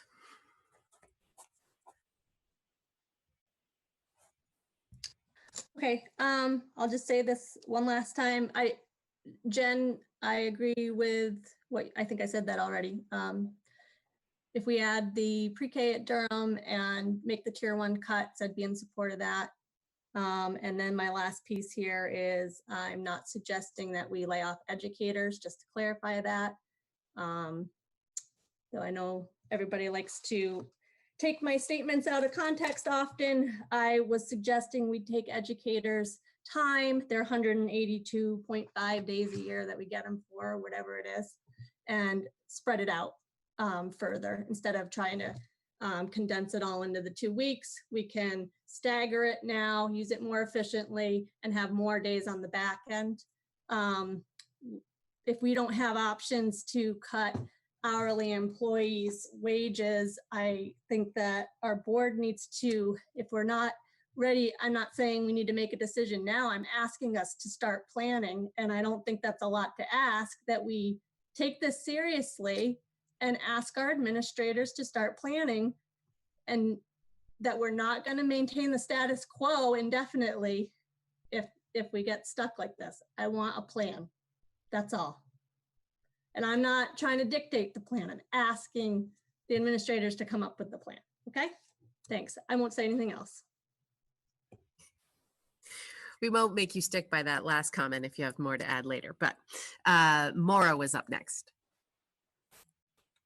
Similar to Jen's point about adding the pre-K and taking away the tier 1 items, what would be, could we hear the tax impact of that, or could you figure that out? So that would be the 263,500, is that right? Of the tier 1, if we took away those things and then added in the 69,000 for the Durham pre-K, I was wondering what that would be, what the tax impact of that would be. Before we have Ann calculate that, could I ask if, to Vali's point earlier about the use of unexpended fund balance, if we really think that the smallest number, right, if we go back on April 27th, the savings is 160 and it goes up from there if we're closed longer than that, that in that tier 1, so remember, this is, you know, it's called unexpended fund balance because that's technically where it flows through. Any savings from this year's budget flows to there. So, but this wouldn't, you know, this 100 or 160, if we use that number, wouldn't come from our current fund balance. It would just be not an increase to our fund balance by not using it this year, because we've already collected those funds. So I'm wondering if instead of that 100,000, if we up that to the 160, which conveniently almost offsets the cost of adding the pre-K. So we would still have savings of nearly 260,000. Anybody have a thought on that? I got a thumbs up from. Oh, we could do our quick straw poll. That's right. There's another functionality, although I don't see it down there. Remember we were talking about thumbs up and thumbs down?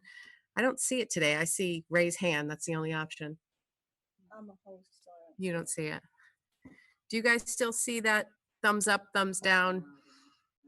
Apparently somebody took away Will's fast forward button. Okay. How about, yeah,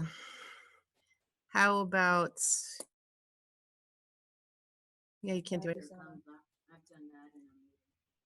And then we just scroll through the different screens to see them. Okay, so Well, they have reactions and you can do a thumbs up under reactions. where's reactions? Down at the bottom. Yeah. You see it? Oh, yeah. Next to chat and record. Oh, you don't have reactions. I don't have reactions. Okay. I had them yesterday. So Kate's question was discussion around having Anne calculate what the impact would be if we added pre-K but took out the tier 1 cuts. And before she did that, my suggestion was instead of the tier 1 cuts on the sheet, if we should increase that use of unexpended fund balance to the 160 number, which is what Anne thinks the savings are going to be between now and April. So I would just, before we had Ann calculate a bunch of different things, I was wondering if folks were comfortable with using that 160 number in the tier 1 unexpended fund balance line instead of the 100.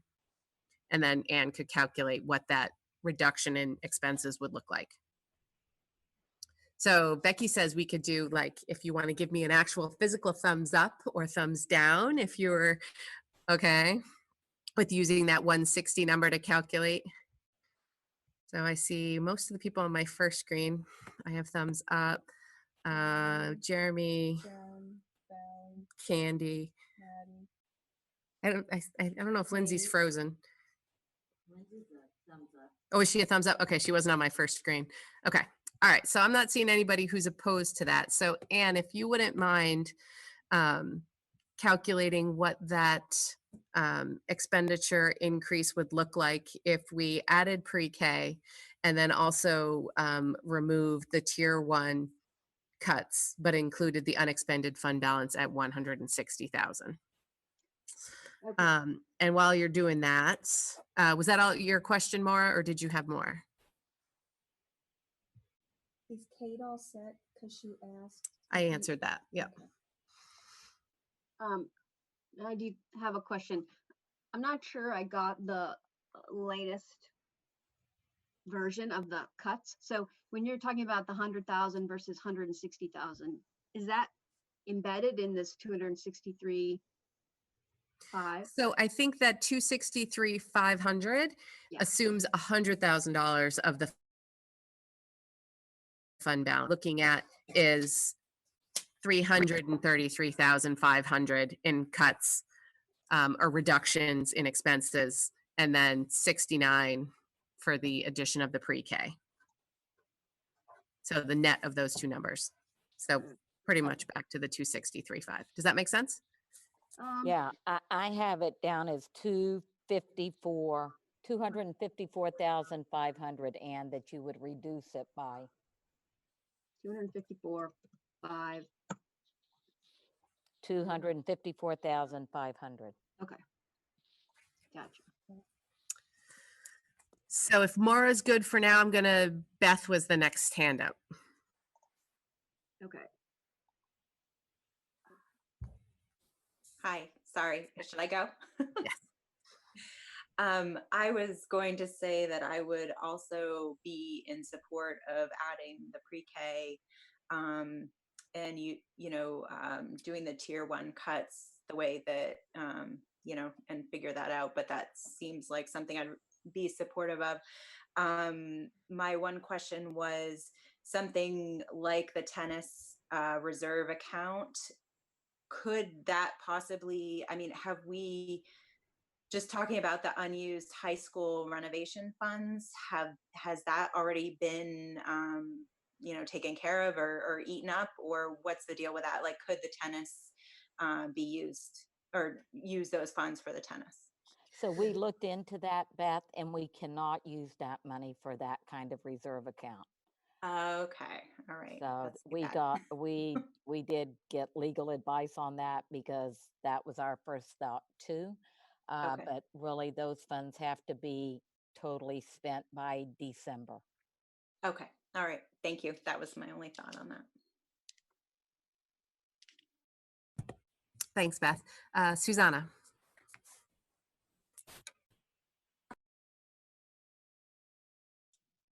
Sorry. I answered that. Sorry, didn't realize I was still raised. That's okay. Yeah. Valley. So I would like to ask Anne, while you're at it, Anne, if you can do Michelle just described, but without the tier 1 cuts and see what the Valley, could you the repeat budget. that question? You cut out at the beginning of your comment. Oh, okay. Well, Anne is crunching the numbers.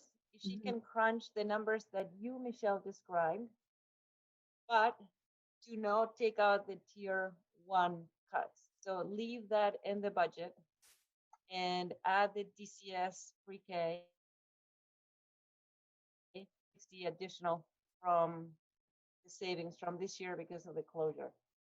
Yeah, and see what the budget increase would be for that method. So the only tier 1 item you want to include is the undesignated fund balance use at 160,000. And see what it looks like. I'm not saying that that's what I'm going to vote for or suggest. I just want to see what that looks like for the budget increase. Yep. Okay. I've got both of those scenarios, I think, ready if we want to hear it now. Yes, please. Okay.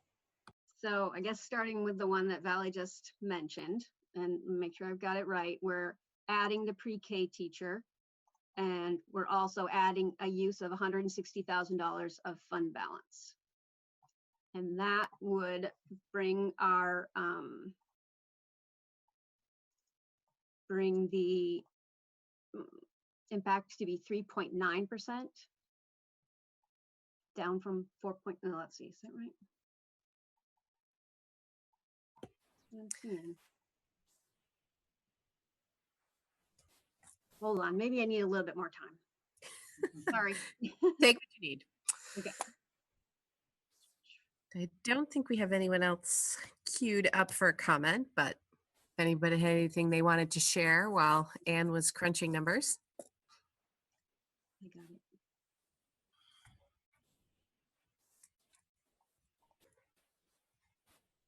Okay, I feel confident. So the increase to the budget would go, including the pre-K, would go from 3.9% up to 4.1%. But then the net impact to taxes would go down from 5.31% to 4.97%. And on that one, I'm confused why our increase would go up. Oh, because of the we're because adding it's a revenue. Okay, thank you. Okay. So expenditures would go up, and then can you tell me what because our paper here doesn't have the tax impact, so. The tax impact would go down from 5.31 to 4.97%.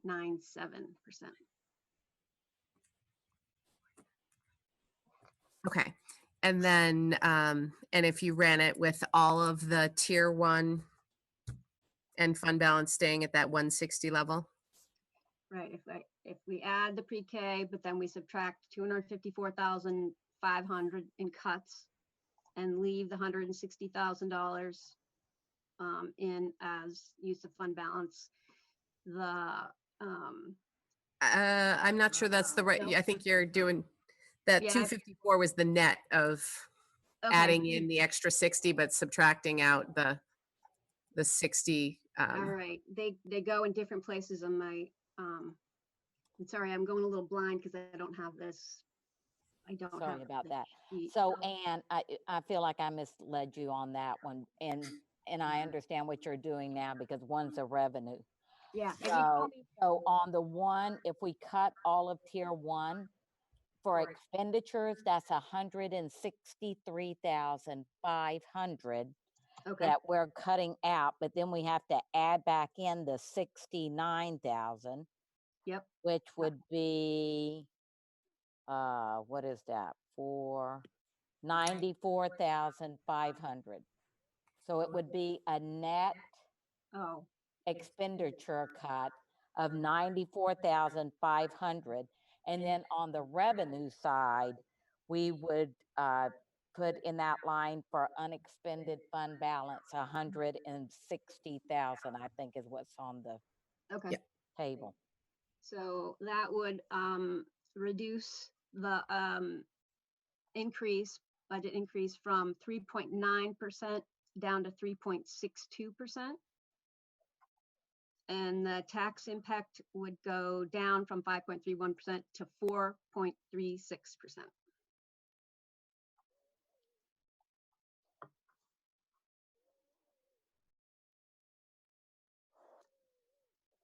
That makes sense?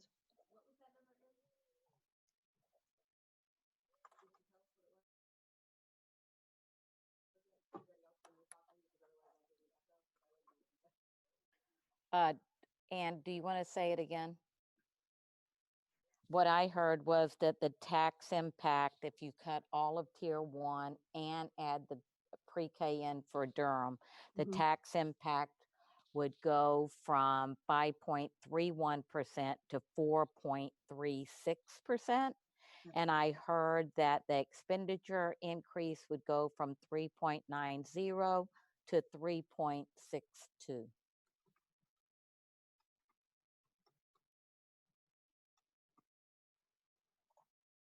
Thank you. Okay, whose hands were up first? Valley. Valley. So, and sorry to make you do this, but did you run those numbers, but instead of cutting all of tier 1, you leave the buses in there and you leave the tennis reserve account? And the reason why I'm asking is the buses, this is something that we've been trying to achieve for a long time, trying to reduce the time that kids have to be taken out of school to arrive earlier because there's a bus breakdown, and there's instructional time that they lose, and also the equity. Taking the kids from the middle school to Connell so they can stay for after school activities. So that to me is very important that we try to reserve. The tennis reserve account as is, you're going to fill the cracks this year, and then we would have 7 years to collect the money to be able to replace the courts. Those cracks the crack fill that we use this year will not last for 7 years. So I'm already thinking we'll have to refill them again before we can replace the courts. So it's trying to stretch that replacement even longer would create more expensive filling cracks along the way. So if we can pull off the reserve account for the tennis courts and leave it the way it is, it will save us money in the future because the fill that we use lasts 3 years, not 7. So it will be a long stretch. So I would like to see what those numbers look like. I mean, if they come close to 3.9 for the budget increase, that seems to be the number where we're comfortable with. I'm hearing that above 4, people start getting uncomfortable, but maybe that's closer to where we're now, and we can still have the pre-K. Okay. So, and that's a decrease then in the expenditures of 100. Well, it's easier for me to just go ahead and add back. I can just add back the 30,000 for the tennis courts and 33,000 for the bus, right? Correct.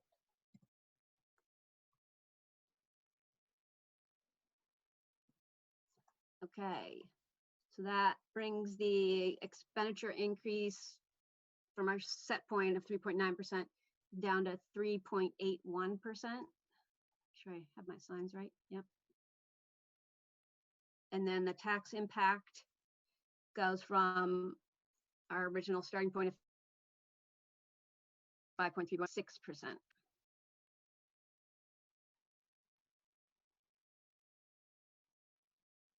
Okay, Susanna's hand was up next. Thank you.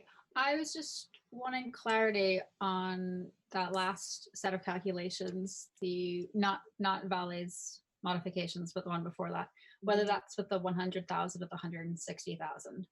I think all of the ones we've done have been at 160. Okay, so I didn't know if that was continuing. Sure. Kate, see, aren't you glad I didn't hold you to, you weren't going to say anything else? I have a question about the bus. I thought that that was more of a driver shortage and not a bus shortage. So I was wondering if Dennis or Becky could answer that question. I'll start out and then I'll have Dennis talk about it. So it's been both. This year in the fall, we had to borrow a bus from Topsom for a couple of months because we just did not have enough buses in the fleet to do everything that we needed to do. But even if we increase the buses by just one, I feel like that'll help the fleet. And they're currently all kind of up and running. Is that correct, Dennis? That is correct, and we did some work on our oldest bus, and we'll be able to get a few more years out of that as well. So that'll help. We do have a driver shortage. We work on that all the time.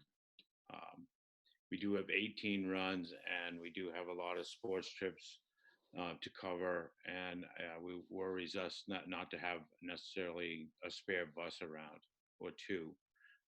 We can get by with one spare bus.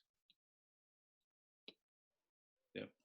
So I think one of the reasons we're comfortable with that cut, Kate, is because you don't always get approval in the second round. So it could be that, we leave that in there and we still are not, the state may still not approve it. So when we're thinking about where we are with the COVID-19 and with, the economy, that's why Dennis and I felt.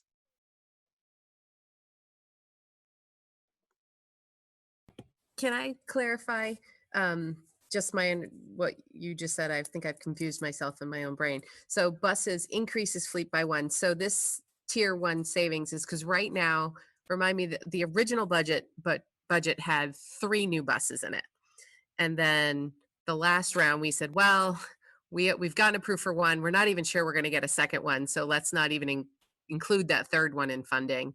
So this still, even with this cut here, we are increasing the fleet by 1. If we eliminate this cut, then we're keeping 2 in the budget, and we're not sure if we'll get approval for that second one. Is that right? It is. You have it. Kate. What was the reason for needing to borrow the bus from Topsom? Was it that we had buses that were broken down, or we were short in the fleet? Well, we had a bus that needed a considerable amount of work, and we didn't have that bus for a long time. So that was part of it. Yes. Does this allow us to retire some of those buses out of the fleet that are perpetual offenders, if you will, of not working? We retired all the older buses. Our oldest bus is 2007, so that really doesn't help us much when we go to the state for new buses because we have a fairly new fleet according to the state. 2007 is 13 years old. There's bus districts out there that run 2,000 buses in a year 2000. So.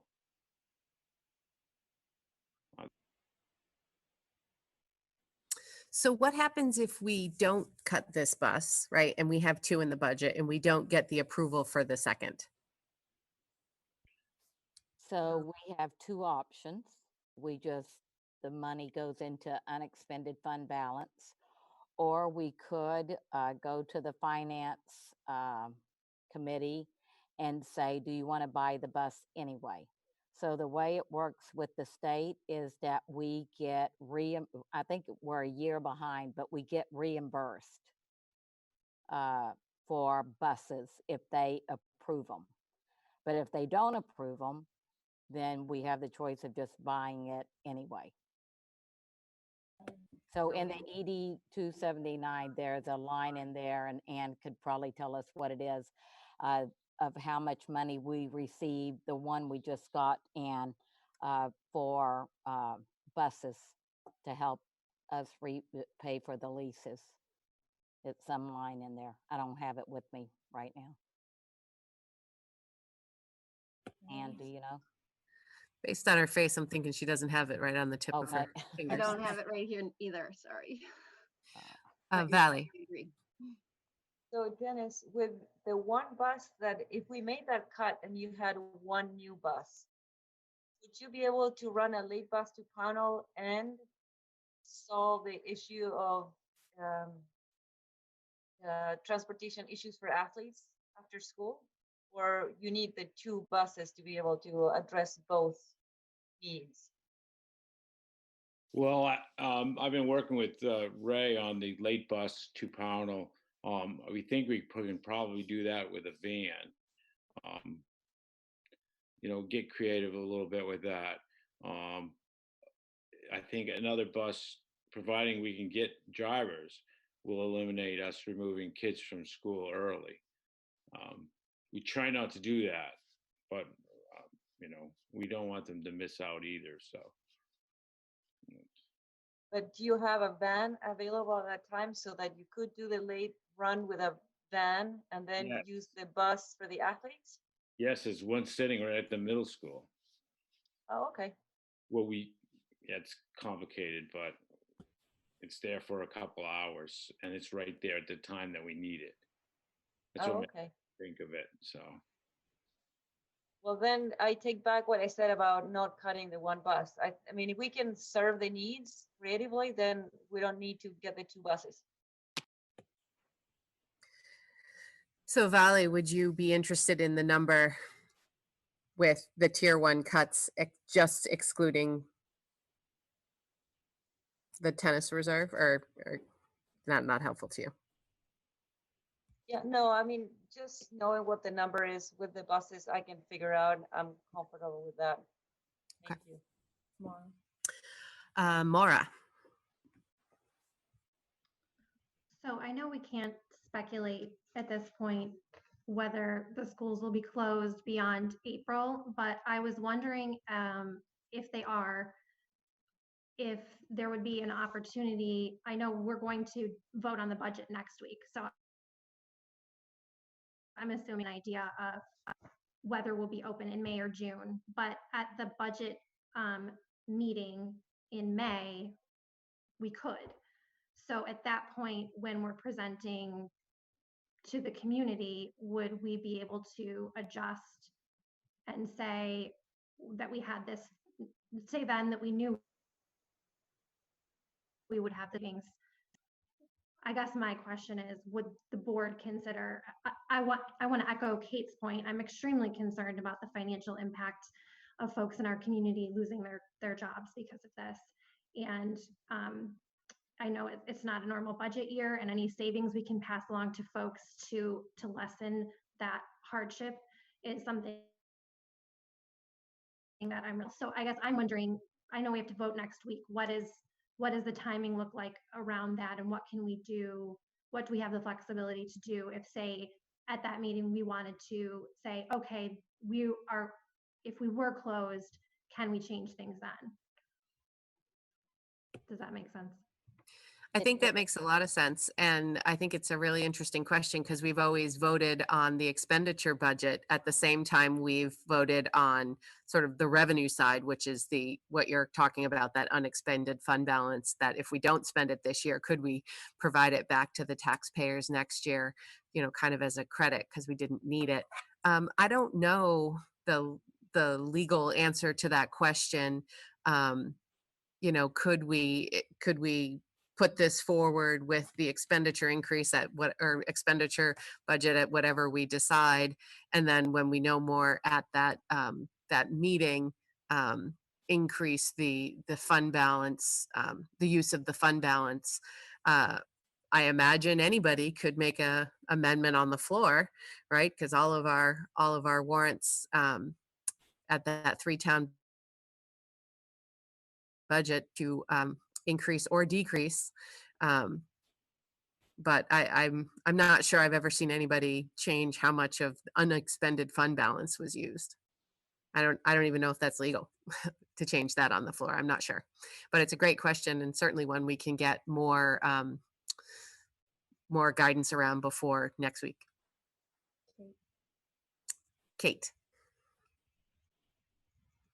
Usually when we're voting on unexpended fund balance, we're not accounting for savings in the current year when we do that. So we'd have to be really careful with that to make sure, because it's, even if we have an estimated end of year fund balance, it's not a final number until you do the audit next fall. So we'd have to be really careful with how low we draw that down, our existing fund balance. You're taking a little bit of a risk that you draw it down further than what you end up with for a fund balance at the end of this year. But if we looked at it and we felt like there was a comfortable margin there,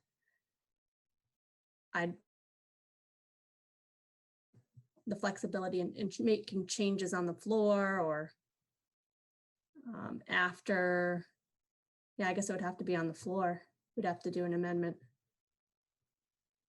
I'd support that. I think the other thing that might play in here is if Anne could do backing up from the date of those 3 town meeting to the date we have to post the warrant to the date we then have to sign, to get, like, Matt, line up all the timelines of when we have to have that number dialed in and nailed down. And maybe it's not next Wednesday. That would be good information to know too. Ginny's twitching because she likes it done sooner than later, but. No, I don't care. Any other hint? Kate?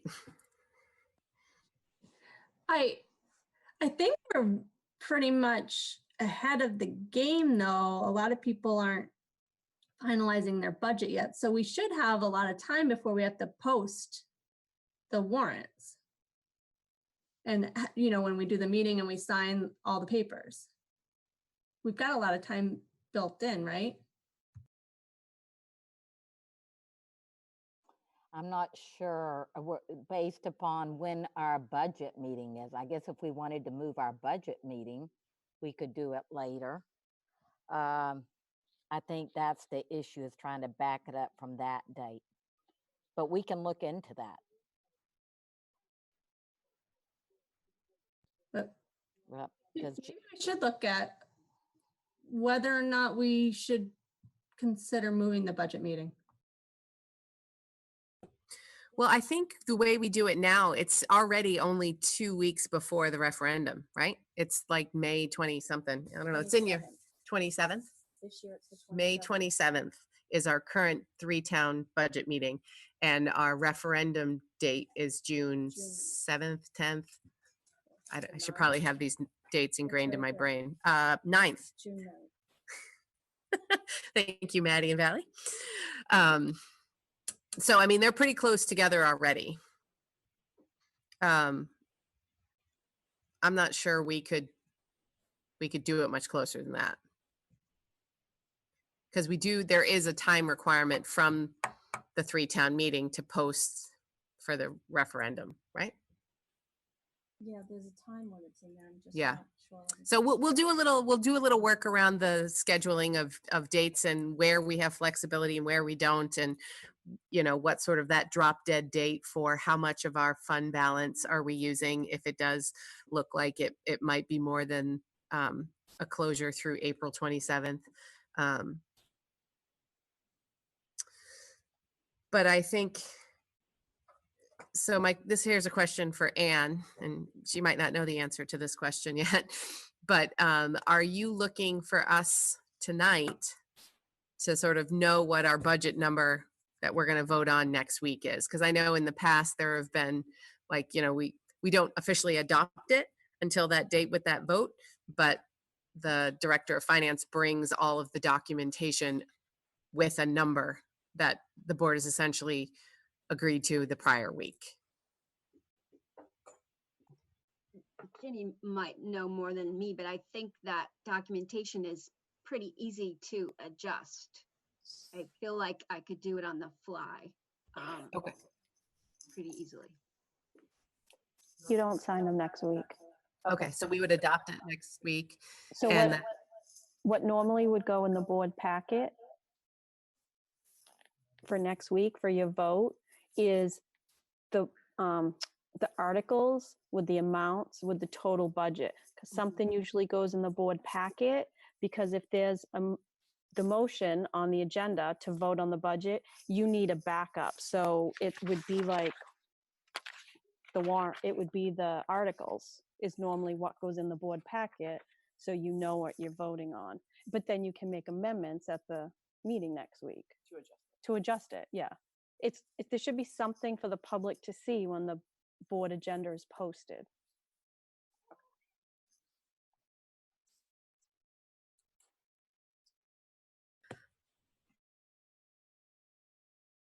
We do have a little bit of flexibility there in terms of what we're moving toward next week. I think what I'm hearing from most folks is that the comfort level is somewhere between, you know, I don't think I heard anyone who was in favor of not adding the pre-K. And I'm not sure I heard anyone who wasn't in favor of some form of some or all of the tier 1 cuts. If I'm mischaracterizing anybody's opinion, or if you haven't shared it yet, please throw up your hand. But I think that's kind of where we're standing now. I just want to sort of circle back and ask anyone, other than how and when we would need to decide on use of the undesignated fund balance, are there other questions people need answers for what they feel like they need to know in order to adopt the budget next week?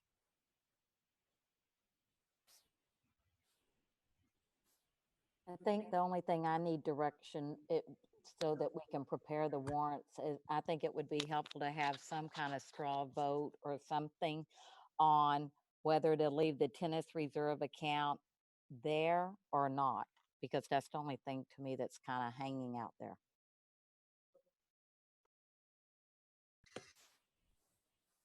Okay. Gosh, I really wish we had our little thing. Vote by raising their hand. Right. So we don't want to do an official vote with a roll call vote, but we can do a similar thumbs up or raise your hand if let's do, if you want to keep, if you want to strike the tennis reserve from the cut list, so you want to keep that $30,000 reserve in the budget, right? So you want to strike it from the cut list and keep it in there. Let's have people just put up their hand and leave it up, because we kind of have to scroll through different screens to get everybody. So, okay, so I'm seeing Maddie would like to keep it in to be funded. Beth would like to keep it in to be funded.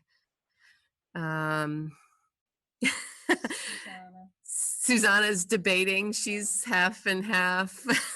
Candy wants to keep, so you want to keep the tennis courts in there. I think I had Maddie and Valley. So Valley, Maddie, Candy, apparently everybody with a Y. Who else we have? Nope, Lindsay's hands up. I feel like I'm missing one. Who else?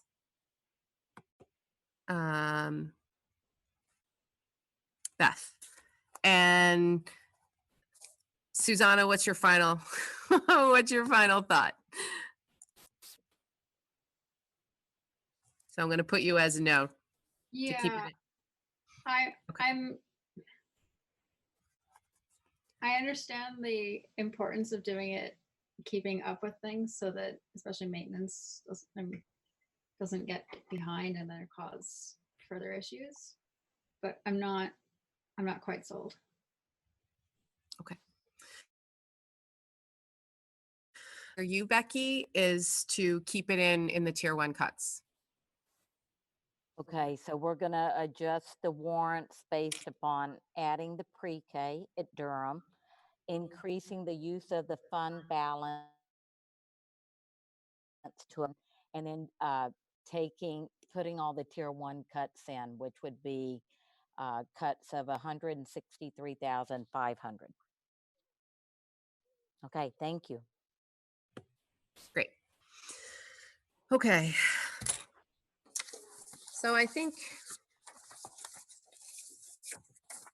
we don't have a vote on that. So I think that's our discussion, deliberation on the budget. Thanks, Valley, for reminding us that we didn't put it on there. We're like, of course it's on there. Oh, wait, no, it's not. Didn't move over from last week. Okay, so we will move on to administrative reports, finance.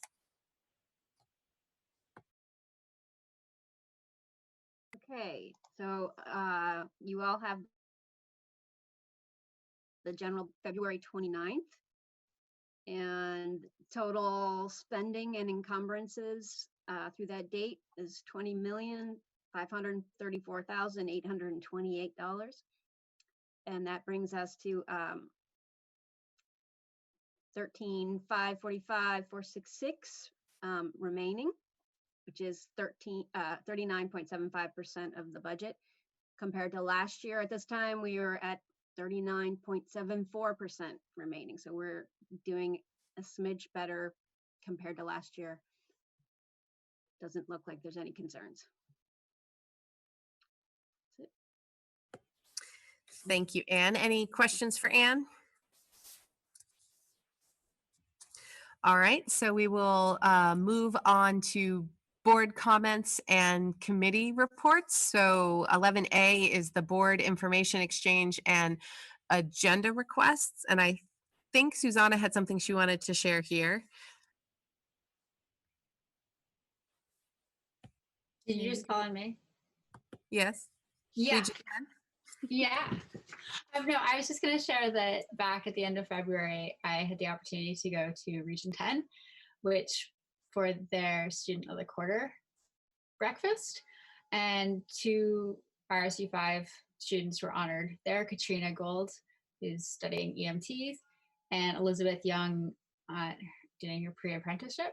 And it was especially fun for me because I took mechanics and welding there when I was at Freeport as a student, and so it was fun to go back and check out what's changed, how it's developed, and what people are doing now. So, but it was fun to be there and hear about what some of the kids are doing, and the 2 Freeport students that got honored, what that experience has been like for them, talking with their parents and some other Freeport students and faculty who were there as well at the breakfast. Great, thank you. Any good news is welcome. Any other information exchange, committee report outs that aren't listed that folks want to share? I'm not seeing anybody's hands fly up. Okay. Finance committee, Kate. We haven't met since the last time that this board met. I think I gave an update on this meeting that's in the agenda packet. I gave an update on that meeting at the last meeting. So I don't really, we just talked about the consultant that the board was asking us to look at bringing in to help with the cost sharing and sign the warrants.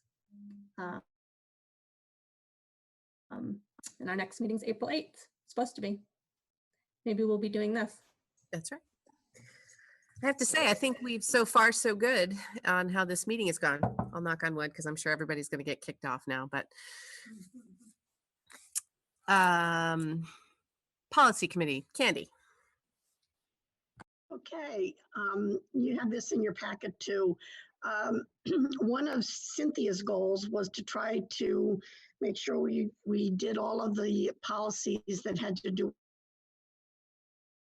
with the board. We reviewed a few where there were no changes, and one that'll come at the end of April about new board members orientation.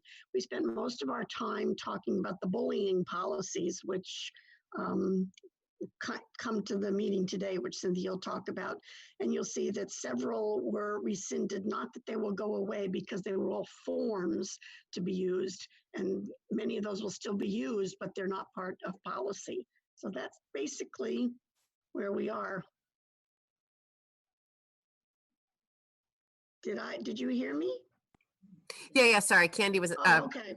Ginny was just asking me a question. She had to run out for a second, was explaining how No. she works the stuff on the side. Sorry, I wasn't interrupting you. Carry on. So no, that's it.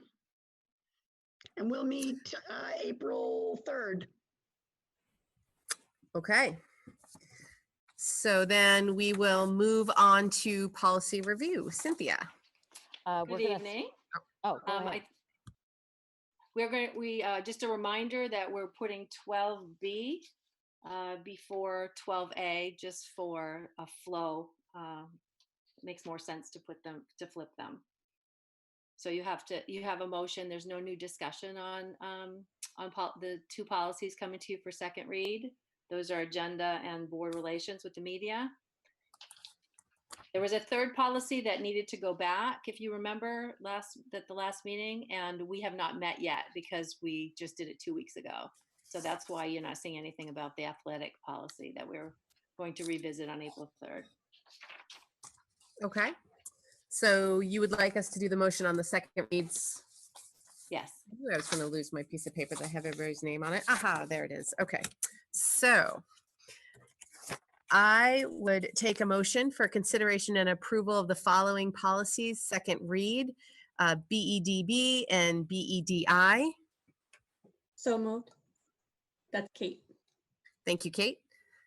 Beth, did I see a second? Okay, thank you, Beth. All right. So here we go to our roll call. Kate. Yay. Jeremy. Yes. Sorry. Yes. Candy. Yes. Lindsay. Yes. Jen. Yes. Susanna. Yes. Beth. Hey, Rye. Can you get a Yes. minute? Can you see if my sweater's Was Maura able to hop back on? Oh, yeah, I'm here. Yes. Oh, good. Okay, good. So your vote would be? Oh, yes. Okay. I'm voting yes. Valley? Yes. Maddie? Yes. Raya? Yes. Great. So that was the second read policies. Thank you. Okay, so now we'll hop back to Cynthia for the first read.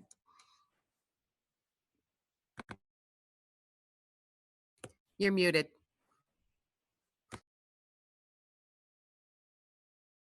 Sorry, I didn't mute myself again. It must have just happened automatically.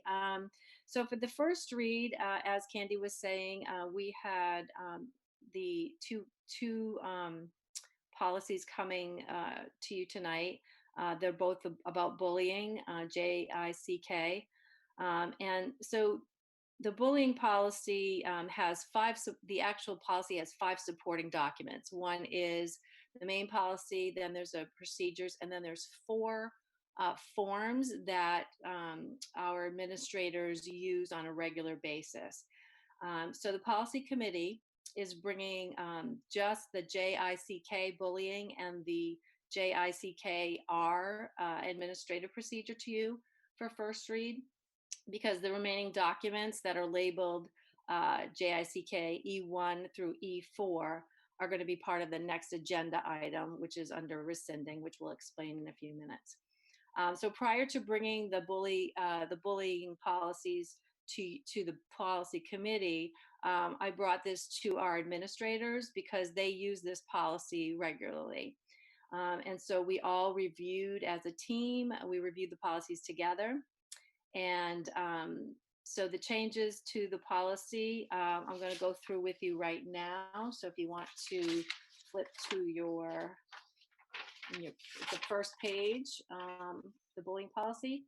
The only thing, this is really fundamentally based in law. The definitions are the definitions, so those can't be changed.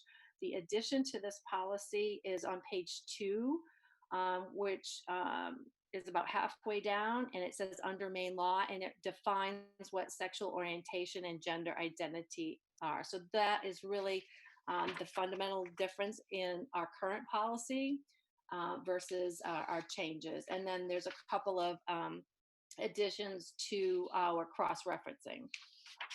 So that's that part. And then if you go to the procedures, which is the next page, you're going to see fundamentally that we crossed out the first page and most of the second page, simply because it's to reflect that that's a duplication of what is already in JICK. So it's redundant, and it isn't in the actual MSA administrative procedure sample either. So that's really what we've done to the second, the administrative procedure part. And then on letter H, there's one other change, and that would be on page 4 of 5. We made some language change. You can see about halfway down, instead of saying alternative discipline includes, we changed it to read, in order to remediate any substantiated incident of bullying or to counter the negative impact. Excuse me, my cats are going out the door. The bullying and reduce the risk of future bullying incidents, the principal may consider the following alternatives, which include. So those are all listed there. And then we changed H, we just reworded it. So it's not crossed off. We just reworded it on the top of the next page. And those are the only changes for those two policies. Questions for Cynthia? Oh, I see Beth's hands up. What? Oh, see, they're not in the room. We'll start with Beth and then we'll jump to Mara. Hi. I just had a couple of questions on these. On page 1 of the bullying policy, did you add in harassment and sexual harassment R? Is that added in? That is part of that is included now. Bullying, it does include harassment and sexual harassment. So we have to include that in here. Okay. Am I not understanding your question? Yeah, I was just wondering if that was a change because it's underlined. Yes, it is. Okay. Yes. Okay. I'm sorry. Okay. I'm sorry I didn't highlight it earlier. Yes, it is That's a okay. change. Yes. Yep. And so I guess my question is because I get, like, if it's, under the bullying that you have to include it, but we have a separate harassment and sexual harassment policy. So it seemed confusing to me to throw it in here and then it's never mentioned again in the rest of this policy. Yeah, it's interesting because Becky and I both attended, it's Alan, I can't think of his last name, the lawyer from Drummond Woodsum. And he says it really includes all of those. It includes the harassment, sexual harassment. And anytime we're doing investigations, I know I've gone and supported the high school on a few occasions with some of their, what we do. And even when you talk to lawyers, you're sitting there and you're saying, okay, let's look at all of these policies. Where does it really lie? And they do overlap. So I understand it's really where does it best fit? And so we really sit and look at each of those policies and read through them and read the definitions because they're legal definitions. And so they do overlap. And that was mentioned in, I think it was, I don't know, in October or November, maybe that we went, might have even been December. But Okay. that is, the law has put that in there now. Okay. All right. I have another Yes. question. Can I continue? Is that all right? It's, let's see, in the next one where, page 4 of 5 of the JICKR. Okay. No, wait, yeah, 4 of 5 at the bottom where you've struck out the wording and you said you reworded it. On the next page. Yes, on the next page. Mhm. That wording is not changed and revisited in a couple of other places on the forms. where did I see it? It's so that you change the language on that on page 5, but it doesn't align with the language on JICK-E2, page 5.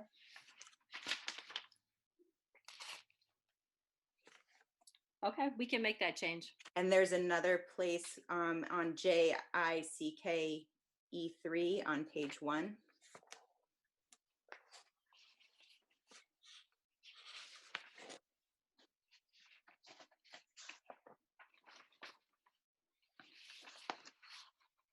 I'm sorry, which one did you say, Beth? It was, I wrote The last one? JICK-E3. E3, thank you. Page 1. Thank you.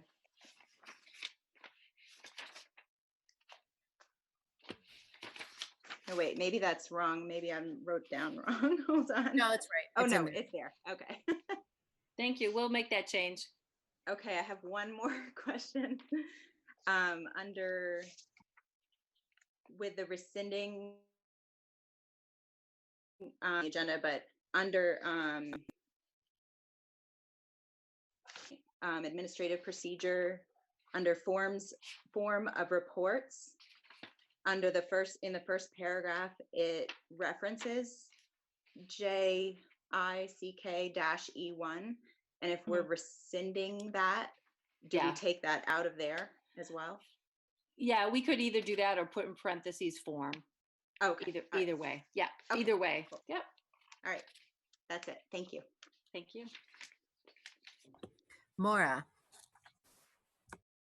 I had two questions. The first one is on page 1 in JICK, the bottom there, CA, where it says is based on, and then it lists, it goes up to the top of the next page, it has that paragraph from the law.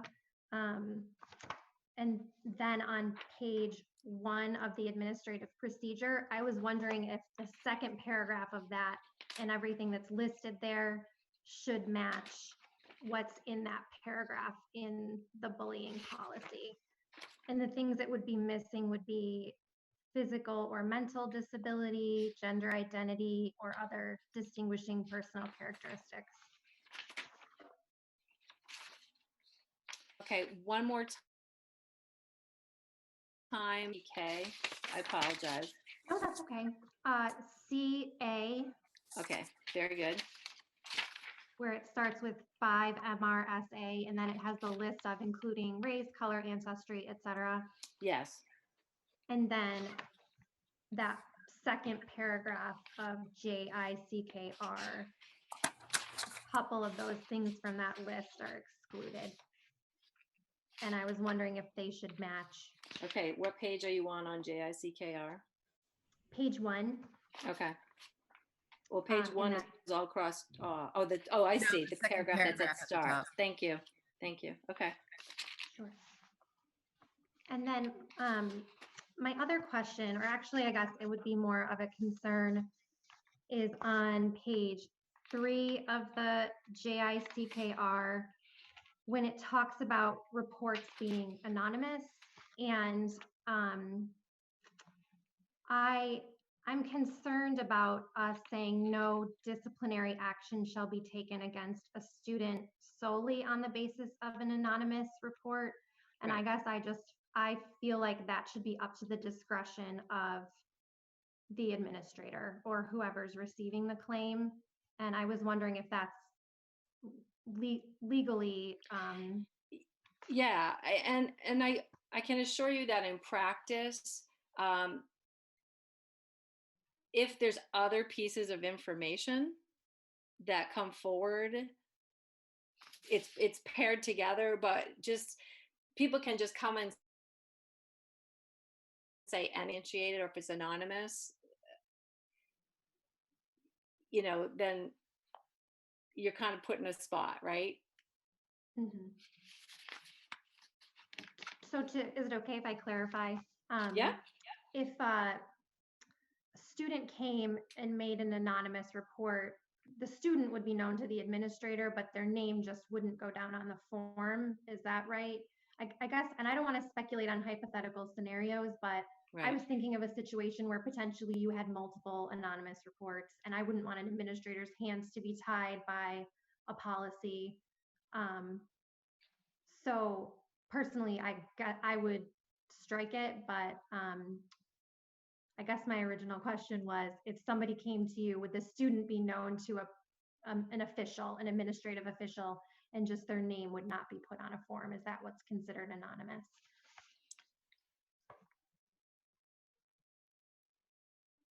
I'm thinking. So why don't let me get more clarity on that for you and bring it back when we have second read. So what your concern is that, what is your concern specifically? I guess just that that it be up to not the policy saying you cannot take a disciplinary action against a student if a report of bullying is anonymous. Okay, so you're just concerned about tying the administrator's hands. That's your Yes. big concern. Okay, thank you. Maddie. Thank you. Candy, remember this. I think we talked about this line in the meeting. And I think that, if I'm recalling, because I had the same concern, but the way it got clarified for me was that any anonymous report would need to then be corroborated with evidence. And disciplinary action would only be taken against a student when an anonymous report is then corroborated with evidence. So we kept it as is so that, essentially if you don't, then you're disciplining someone potentially based on just hearsay without going any sort of procedure. And that's what and I think, Maddie, that's kind of what I was alluding to, that there would be further investigation to your point. I mean, I have a concern. I don't want to have anything in policy that dissuades people from making anonymous reports at all. But also, when you say it goes both ways, I mean, it's somebody could potentially get in trouble without any actual evidence being. I don't know. I see Becky thinking. Thanks, Maddie. Susanna. Okay, I had a question on page 2 of JICK on the application of policy. And this is mentioned elsewhere as well, perhaps under the definition of bullying, I think is where I saw it. But talking about taking place at school or on school grounds or school activity, transportation, etc. Now, wondering, and this maybe ties into the cyberbullying aspects with the technology and infringing upon rights of student at school. How do you differentiate that between students that might see each other around town or cyberbullying connections where there's a bullying incident between them, but it's not at school, not on the bus, whatever, but that still has a lot of implications for school. So this has evolved over the years, and really where we're at now, if it impacts if it comes into the school, the fallout of it comes into the school, then it's our issue to address it. Okay, because it just seems that would almost, not necessarily completely, but most certainly include or have ramifications that tie into school. Yes. I just didn't know if that type of stuff was being excluded because it's not included where it says that it must take place on school grounds or through transportation. So if it happens outside of school and it impacts in school, we do address it. Okay, thanks. Is that what you're trying to clarify? Yeah, I think so. Just because the application A especially designates location he does say could take place elsewhere through technology. Right. I just wasn't quite sure of that clarification, so thank you. Yes. I see you, Maddie, but Kate's hand back to you. Okay, since we're on the application of the policy, I just wanted to, I'll just respond to that. From my perspective on the policy committee is that when I read B, I read that as it has, if it takes place elsewhere but infringes on the rights of the student at school, right, then we, then this would apply. So that's what I think Cynthia was trying to say is fit off of school grounds, but it's impacting the way a student, whether they feel safe at school or impacting their learning at school, this policy would cover it. If the wording around infringes on the rights of the student at school is not clear enough, we could maybe wordsmith it a bit. I don't know. I'd be open to suggestions on that, but I feel like it is clear. And then the second piece I wanted, before I mute myself, just talking about Maura was talking about the top of page 3 in the, what is this? The form? What is this? Procedure, administrative procedure. The top of page 3, the reports, the anonymous reports. As I was reading through that, I was kind of thinking it doesn't really add anything to the policy. I think we could, I don't think we need to say that. I think we could say that, if you, the first part of that says students who believe they have been bullied or who have witnessed or learned about an act of bullying should report this behavior to the building principal. You could add to that, reports of bullying may be made anonymously. I don't think you need to say anything about disciplinary action specific to the basis of an anonymous report. I think it's like in general, whether it's anonymous or someone comes out and kind of wondering how that even works. What claim of bullying is not anonymous? I guess the bully knows who's accusing them, right? But in any case, wouldn't you need some sort of corroborating evidence? Like you can't just have like a he said, she said, or a he said. You would need, whether the person was anonymous or not, some other witnesses or video evidence or something like that. So why is it specific to the anonymous report? Like, couldn't we just say something more about disciplinary action isn't taken unless there's additional evidence of or corroborating evidence? I don't want to get too like legalese about it. It's not court, but I don't think it should apply to just anonymous reports. Maddie, did you mean to put your hand down? Yeah, but I'm bantering with Kate now.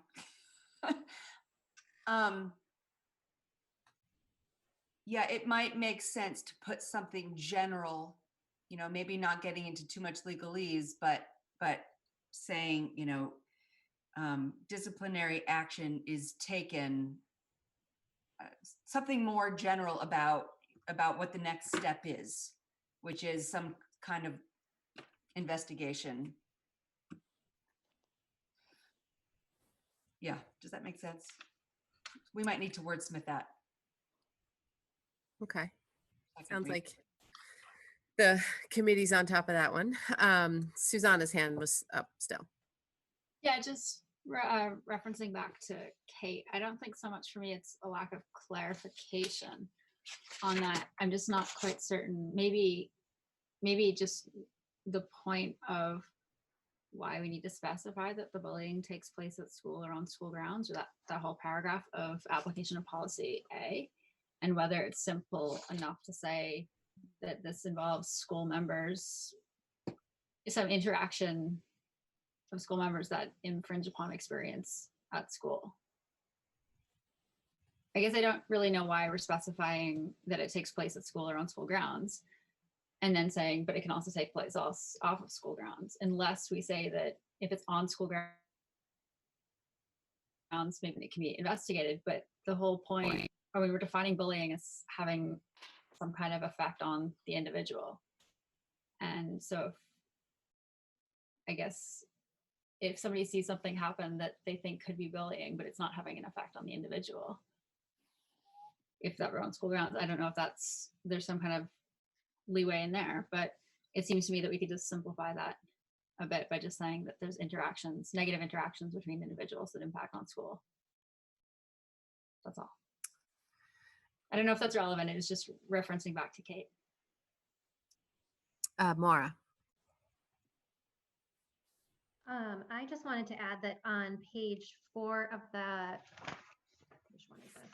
The administrative procedure where it says response to bullying.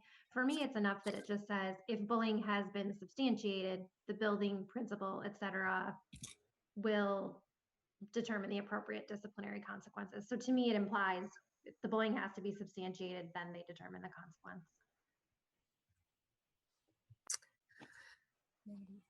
Maddie. Oh, you're muted. We keep ping-ponging back and forth between these two parts. To Susanna's point, I think we should keep both A and B in that application of the policy section because I think it's a perceived change. I don't know if it's an actual change, but it's a perceived change. I think sort of historically people felt like, well, if it didn't happen at school, it didn't happen. And the change in the law is if it impacts a student's learning, no matter where it happens, we're going to take action. And so even though that's pretty clear in the heading to the whole policy, I like it spelled out in the application, but we could, maybe make that more clear, by saying it includes both of these things in that first sentence. Becky. So I do think it's important to keep the off-school grounds and on-school grounds on there because I think there's a higher level that has to be reached off of school grounds. So if we see 2 kids doing something inappropriate at school, it's going to be addressed and there's probably going to be a consequence. If it happens off of school grounds, the only way that it's really, the primary way that it's going to be addressed is if it's really creating a hostile environment in school.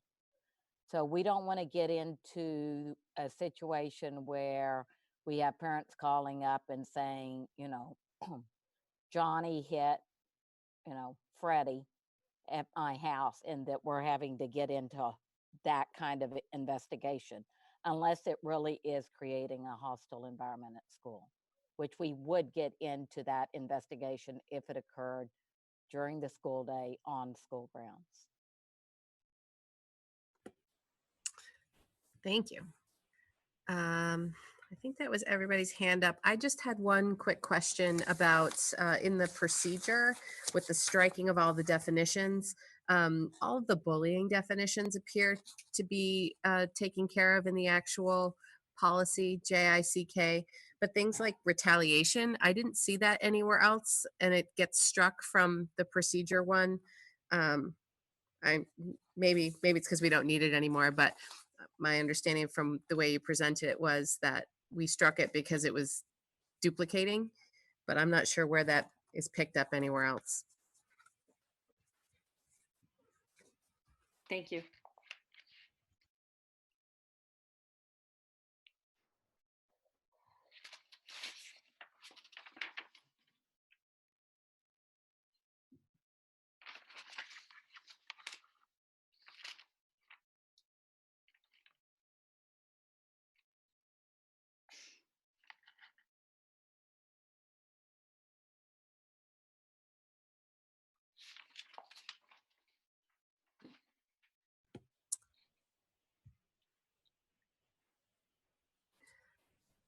Are you waving, Maddie? You're not, you are muted. Okay. wasn't sure if you were. Okay. Okay, so then if we are all set with those, then I would take a motion for consideration and approval following policies first read, JICK and JICKR. I think I got a motion from Kate and a second from Maddie. All right, so here's our roll call. Kate, Yes. Was I too quick? Yes. yes, I think you said yes before you unmuted. All right, thank you. Jeremy, Yes. Candy, Yes. Lindsay, Yes. Jen, Yes. Susanna, Yes. Beth, Yes. Mara. Yes. I'm voting yes. Valley, Yes. Maddie, Yes. and Rhea. Yes. Perfect, thank you. All right, so now we move on to new business No, discussion. Oh, sorry, we have to rescind, we have the vote for rescinding. oh, you got more. Sorry. Okay, carry on then. Okay, so we have, let's see, we have 5 policies that we're rescinding. One is BICE. That is simply a form that when you have your freedom of access training as a board that you complete. So it's just simply a form. And then the others are, as mentioned previously, JICK 1 through 3. I would like to quickly go through what the changes are, because we will make the changes that are reflected here for you. And I will also make the changes to the parallel language that was mentioned by Beth, I believe, earlier. To these forms, and then they will still stay in practice, and they will go to on the website still as a form as opposed to a policy. And the first one, E1, the simple change is just they added a date. They didn't have a date. That's the only change there. In E2, there's really more substantive change to that. This document, they added a section toward the end of the first page. It now asks at the bottom of the first page and the top of page 2 whether the alleged bully or the alleged victim has an IEP or a 504 plan. And then there's additional follow-up questions. And then there's no change in the actual flow chart on E4, and E3 is also was the date. So those are the changes that we'll be making after you rescind them tonight. We'll make those changes, and I'll make the language changes that Mara said, and then they'll just go up on the website for administrative use, which enables us to, if we find out that we have to change a form, it's easy just to change that form and add a piece to it. So are we rescinding these because they never belonged here to begin with? Correct. Yeah, that's correct. Any questions, comments on the rescissions? Kate. I just wanted to clarify before we move on to vote or to rescind that these will stay in place. Their forms don't go away. They stay in place. Correct. And they're on the part same of policy. Correct. So that they can be easily revised if needed. Yes. Thank you. Any other questions or comments?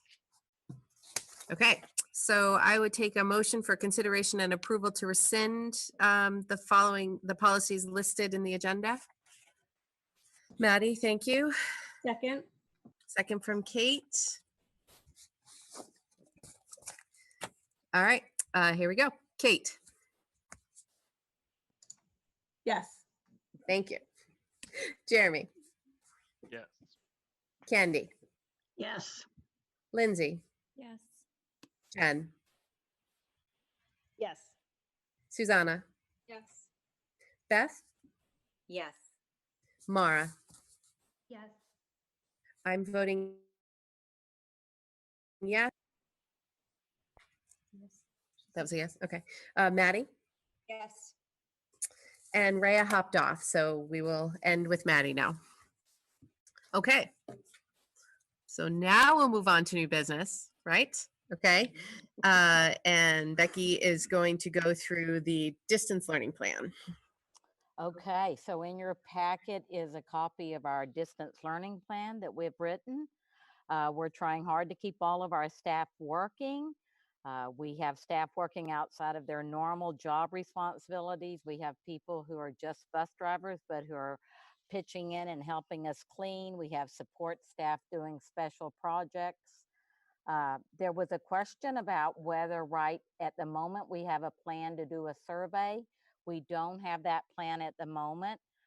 There are teachers that are seeking feedback from students about remote learning through a variety of ways. I know that I was shared uh, on an email where the art teacher had asked her students about what's working and not working, and that the students had responded.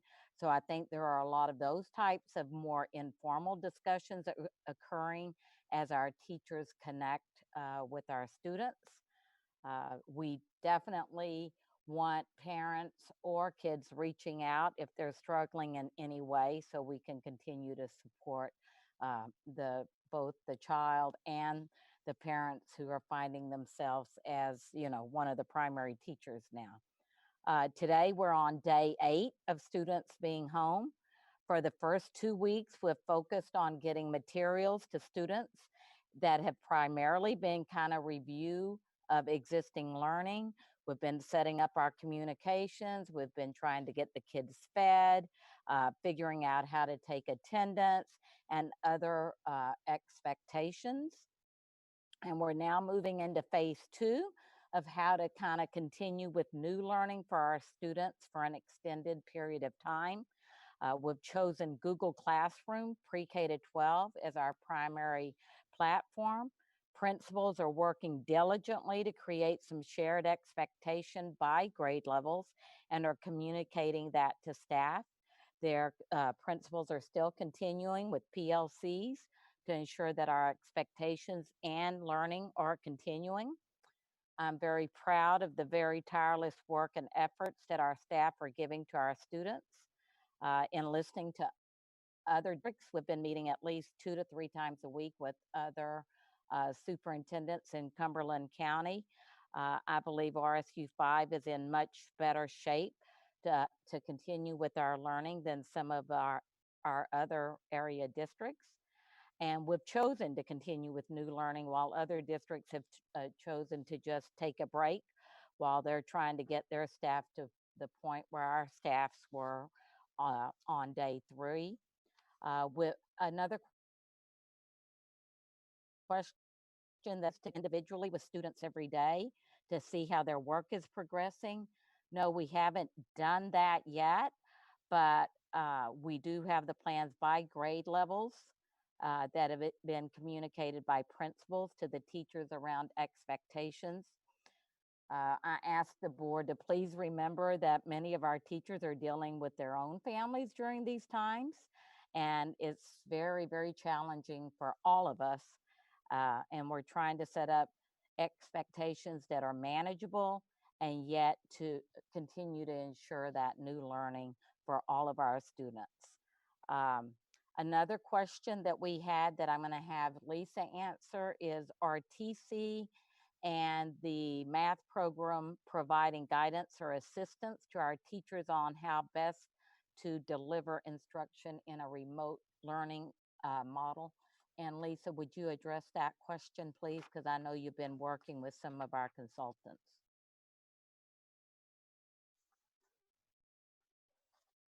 Yes. So we feel fortunate, especially with our relationship with Teachers College, because they work with teachers all over the world. They were faced with supporting teachers who were making the move to distance learning before we were. So our 2 consultants, Molly Picardi, our K2 consultant, and Liz Brevis, our 3-5 consultant, have been working with our strategists. Our strategists are working to really focus on essential skills and create equity across a given grade level by helping teachers to identify the 2 to 3 lessons a week that they'll be providing. Talia Edlin, our math strategist, also reached out to the author team at Everyday Math, and she's been dealing with some more nuts and bolts. We wanted copyright privilege so we could actually post math boxes, and there were a couple of functionality questions that we had, but she and I are doing a similar process for the K-5 math teachers so that they can focus on what's most essential to help families balance new learning with everything else that's going on in their lives. Thank you, Lisa. There was also a question for nutrition that I'll have Erin just kind of give a brief update about. How are we doing with feeding our families, and how do the meals served compared to the total free and reduced lunch numbers? So we're doing great. My staff has been amazing. We're serving the last 2 serve days, so Monday and today, we served about 320 students. And on those days, each of those students got 2 breakfasts and 2 lunches, so about 1,250 or 1,300 meals a day. The anecdotal numbers, because we're not taking names at the feeding sites, but I did poll my staff, and most of them are seeing at least 50%, if not 100% of the attendees at the sites are, kids that they know are free and reduced. But we do have a lot of paid kids, and because we're operating under the summer meals program, we can serve any kid regardless of residency or financial need, aged 18 and under. So we're not seeing a ton of kids from outside the district right now, but we are feeding some toddlers, some supplemental meals, and those meals will be subsidized. So we're doing a really, really good job, I think. Thank you, Erin. I will just echo that. I think that Erin and her staff have really stepped up and quickly, met the needs of our community members to ensure that all of our kids are getting fed. So thank you. Thanks. And we had a question for Anne about, is HR making sure that all staff know how to apply for their benefits? I think we talked about that one earlier, that at the moment, we don't have staff that are needing unemployment benefits. But Anne, why don't you talk about how your staff have kind of reached out to let employees know about the assistance that they could. Right. About unemployment, so that's relevant for substitutes at this point. And if they do reach out, we'll recommend they contact the Maine Department of Labor. But we also put a message out to substitutes on ASOP saying that we're not hiring subs right now, but that's an option to them. And then we also sent out information last Wednesday about accessing our employee assistance program through Anthem if for those employees with insurance. So there was a kind of a detailed email there with what their options were and services that are available. And we plan to communicate weekly or as needed as things develop. This week, we're going to be sending out emails talking about the FMLA expansion and also emergency paid sick leave. So we'll try to educate people as these new laws are passed and options open up. So far, they aren't quite applicable because we don't, they're sometimes going to affect next week, or they may not affect our employees yet, but will in the future. So we're just going to try to keep our education efforts up. Thank you. And then, as Kate said, there is the option of just, taking a break or, not having our staffs educate our students. And then I think there's just a lot of flexibility if the board chose to then extend the learning, into June. Those are all possibilities to discuss, and all the principals are also uh, online here too. So if you have any specific questions for any of them about how they feel like it's going thus far, I'm happy to have them kind of respond to your questions. I think overall it's going really well. I will tell you that it's one of those times that I used to always hate this analogy, but we are like building the plane while we're flying it. It's a pretty steep learning curve for some of our teachers that weren't super comfortable with technology, and they're really stepping up and learning from the ones that are more comfortable with it.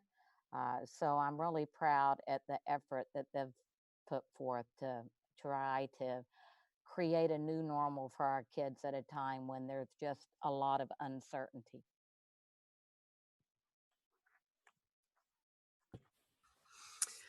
Okay. Oh, Valley. Yeah, I mean, I was just going to jump in to thank all the staff. They are doing a tremendous job. And I know that a lot of them haven't had any experience with technology outside of the classroom. So it has been a steep learning curve for a lot of them. And thank you so much for all the information you just provided. It's really great to know that everyone is so on top of all these things. The one follow-up I had was about communication with parents. Now that parents are not dropping kids off and picking up and having daily interactions with the principals. I mean, just because I'm a parent and I have kids in 3 different schools, I know some of the reactions from households of how kids are responding to this learning model. It's very challenging. I think we all acknowledge that it's not easy and it's very difficult, especially for kids who are very social or who need more structure. So I'm really curious to know how principals are seeking that information to inform future steps. Because it's one thing to have anecdotal evidence, hearsay, and another thing to have a more formalized venue for collecting feedback so that the decisions that are made address the needs of most. And also to ensure that it's easy for parents to give their opinions and their impressions of how their own kids are reacting.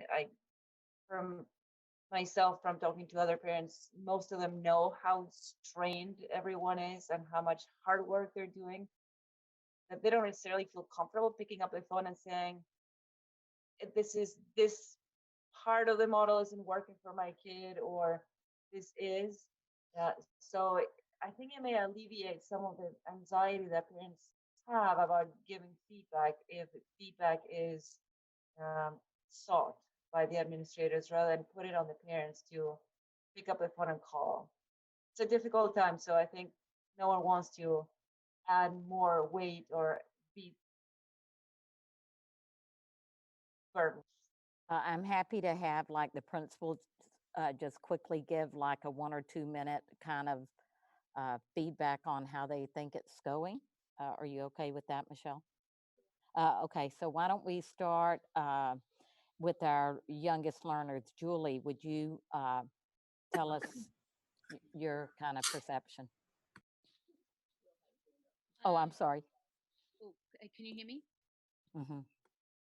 So I mean, I think for us in our school, our curve is the steepest, and I think that would be the case for all the others who have pre-K 2 in their buildings.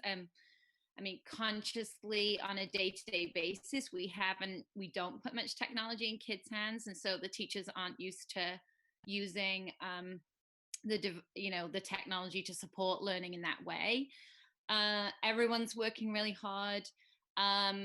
One thing Emily and I have tried to be conscious of is kind of in response to what you're saying, Valley, is we know we share families, so we're trying to be as streamlined as possible in how we're communicating so that families are not receiving multiple communications from us both and anything that might be contradictory, to try and kind of streamline what's going out to families. We also, like, we're conscious of, do we need to send this email today, or are we going to end up sending another one in 2 days? Shall we wait another day? Like, we're having those conversations all the time because we know families are overloaded. I mean, I think at this point, all of my teachers this week have reached out individually to families. And so they are getting feedback from each individual family this week to find out how things are going, what's working for people in a way that just feels really personalized.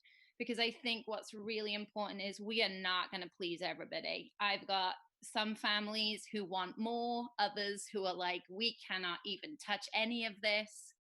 Healthcare workers who have to be out of the house. And, there's a lot of families struggling. So I think that's what we're hearing a lot of. And so we're just trying to tread lightly with understanding that everyone's needs are different, but at the same time, being really conscious of the capacity we have to support our own staff.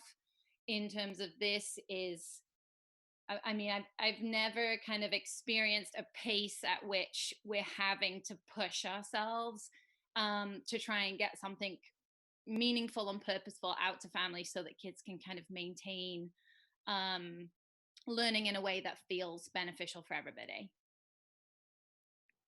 Emily, why don't we have you follow Julie, since you guys are kind of tag teaming? Yeah, Julie actually kind of set me up perfectly, because one of the things I just wanted to emphasize is that variety. So we are getting a lot of feedback via email, or I've gotten a lot, and it, to me, just emphasizes the variety of families we're reaching. Julie and I actually had a conversation last Friday, and I brought this idea. I said, Julie, like, I think we need to send out the survey and find out how it's going with parents. And she and I had a long conversation about it, and she kind of helped remind me that we were in day 3 of a change that nobody had even known of a week before, and giving ourselves time to settle into the model.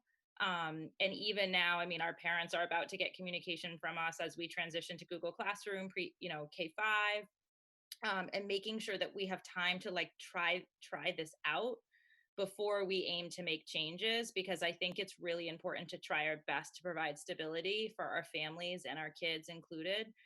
The other thing, Val, you mentioned that was powerful to me is this idea of student connection. And a lot of our kids have lost their peer groups. That's, I think, something harder for some of our older kids, our 9 and 10 and 11-year-olds. And our teachers have worked really hard to create opportunities virtually for kids just to be with one another and connect and like have their pets on their laps. And that's a way that our teachers are getting feedback as well from kids on what's working. They're monitoring who's responding to their emails, all of those things. So we haven't done a formal opportunity for all parents to respond, but certainly we're looking to the feedback we've gotten and just that emphasis that there are parents asking for a replication of a full day, and parents saying, how can you expect anything of me right now? And I have 2 kids in the district, so I have this luxury of living it as well, which also informs the way I'm thinking about what we do as school leaders as well. Thank you, Emily. Will?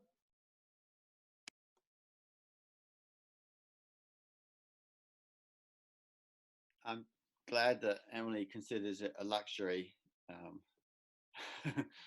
to be living both sides of the deal. I can say living just one side of it, I can feel the pressure on that. I think a lot of it's been already said. A couple of things I would just add. We're also doing attendance check-ins, and there's a real emphasis during this process if we're not hearing or seeing from families that there's still regular calls being made, but much less about why is your child not in school today, but much more like what supports do you need to help your child access this learning. And we've actually had very high levels of check-in attendance, but we continue to sort of monitor that. We have a team of ed tech support staff working on making those calls and sort of trying to then link up needs that families are identifying. Similar to what Julie already said, the teachers are really reaching out individually as they're monitoring student work and student engagement and finding out from parents what is going on there.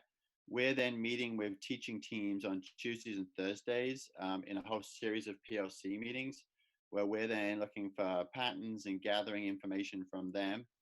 I think the biggest thing is it really is, although there's those 2 days before students got started, this is really our 6th day of school. And this, unlike regular scenarios with school, we're already seeing that kind of the flock is going to be far more spread out than they would be usually. And our real emphasis right now is just to get started. And now we're really looking to sort of phase 2, get more momentum, more specific learning. And then once we have that momentum achieved, it's going to then be about how do we now sort of bring the flock closer together or tighter. But at this point, we feel like we have a pretty good handle on what's going on, but there are so many moving parts that we're trying to respond to simultaneously that we've got to get the actual model tighter and running first before we start to really how do we polish it. Lisa. I would just echo what the other elementary principals said. The 4 of us have been working really closely together so that we can support our staff and families in similar ways and just kind of pool our brain power. And that's been really powerful.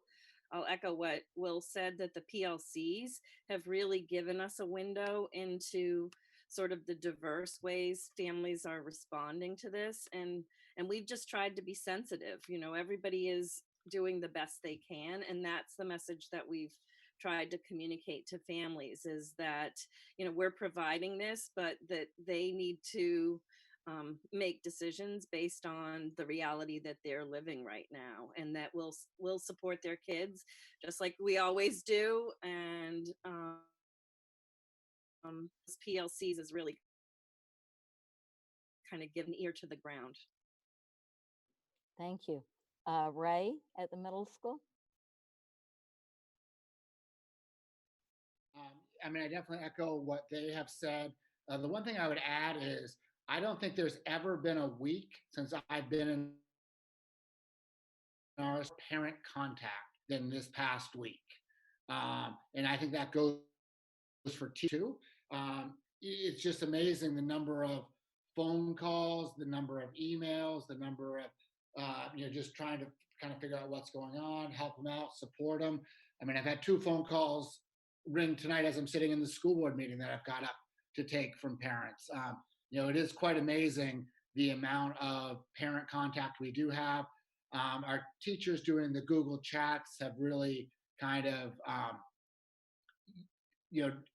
got the heartbeat of where the kids are with this. And I think that all the elementary principals really summed up where they are, that there's some that want more, there's some that can't handle what we're putting out there. And, the majority right there in the middle that, it's okay with that. And that's really, what we're trying to be reflective on and looking at our practices and, what we can do better. We've already, noticed that some teachers were posting, at any time during the day, and kids were feeling stressed if it came out at 2:00, even though they had 2 days to finish it. So, we talked to teachers about let's always post by 9:00, so kids can kind of plan for their day and moving forward. So that's something, that went out to kids and parents this evening. That that's one change we're looking at. We're looking at most assignments have 48 hours to complete. So we're looking at teachers on the same team not all posting on Monday or not all posting on Tuesday to help the teachers plan. So these are the things that we're kind of learning and being reflective on as we're moving forward. And I would definitely say we're looking for feedback. In the email that went out to parents tonight said we're always looking to improve. Send us feedback. So definitely encourage people, if they reach out to you, to reach out to us as principals, because we'd like to hear it. All right. And Jen at the high school. I don't want to reiterate what everybody has said. So I'll just ditto what a lot of those comments were. I think particularly the one that at the high school, I'm not sure we've ever had this much parent communication right now. We set up a protocol with our teachers that if they aren't hearing from students, they're to email the student, CC the parent. If they don't hear back, call the parent. If they don't hear back from that, then Charlie or I call the parent. And Charlie was probably on the phone 6 hours today. Our office staff, we've been really lucky. They're all full-time following up on attendance.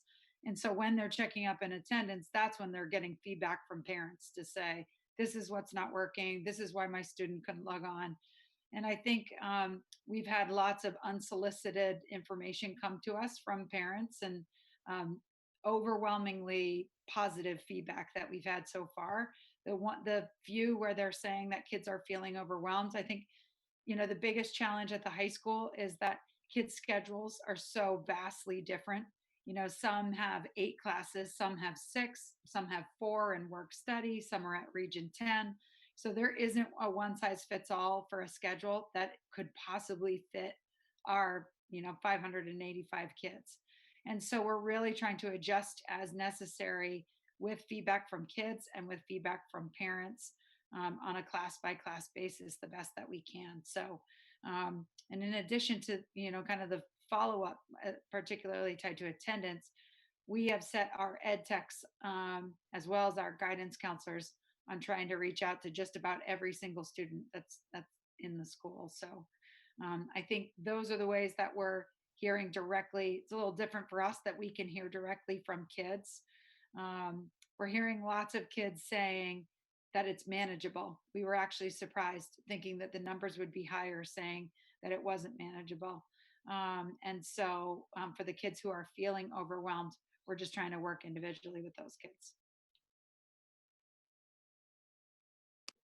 Thank you. Any other questions? Valley. Follow up for Region 10 students. What are they getting for learning from Region 10, if anything? Do they have an online system for delivering instruction as well, or they're just doing whatever people at high school offers them? So it depends on the program. Ones like auto collision is a little tough to do, Right. Online learning, but they're coming up at what I've heard is that they have from students and from parents is that they've been particularly strong with their videos that are going out, particularly like CNA and early childhood. Some of the programs lend themselves to being easier taught online. The graphic design, the kids have that on their laptops and can keep going with that. And so I think that I've heard positive feedback, but I think it's a real challenge because there's just some of the programs like kids don't have welding materials at home. They can watch the videos, they can learn more about, careers and things like that, but they can't weld at home without the materials. So, but feedback so far from the kids and the parents has been that the Region 10 teachers are working really hard. Jen Galetta, not Golgo. I just wanted to say, that all the feedback that I've heard from people has just been really positive. And it was really nice to hear from all the administrators and each and every one of them talking about how they connected with families, because I think that's key. Everyone wants to feel like someone cares about what's going on with them, and even though it's different for everybody. And I know on my end, it's worked well. My kids are in high school. I cannot imagine having young children right now. So to all the people that have the real young kids that they're trying to deal with school, and then also deal with just having young kids at home full time. So, kudos, Emily, that you can say you're actually, things are good. So, and the only other thing I wanted to add was that this is very far into the future, but I know the board has always talked about possibly looking at a structure that could help us with snow days. And so I think we just did that without really realizing it. And I just think, in the very far future, when we can revisit this again, I really think that this work that you guys have done is not going to just kind of go to waste and fall to the side. I think that it's going to be really valuable in the future. So we appreciate that.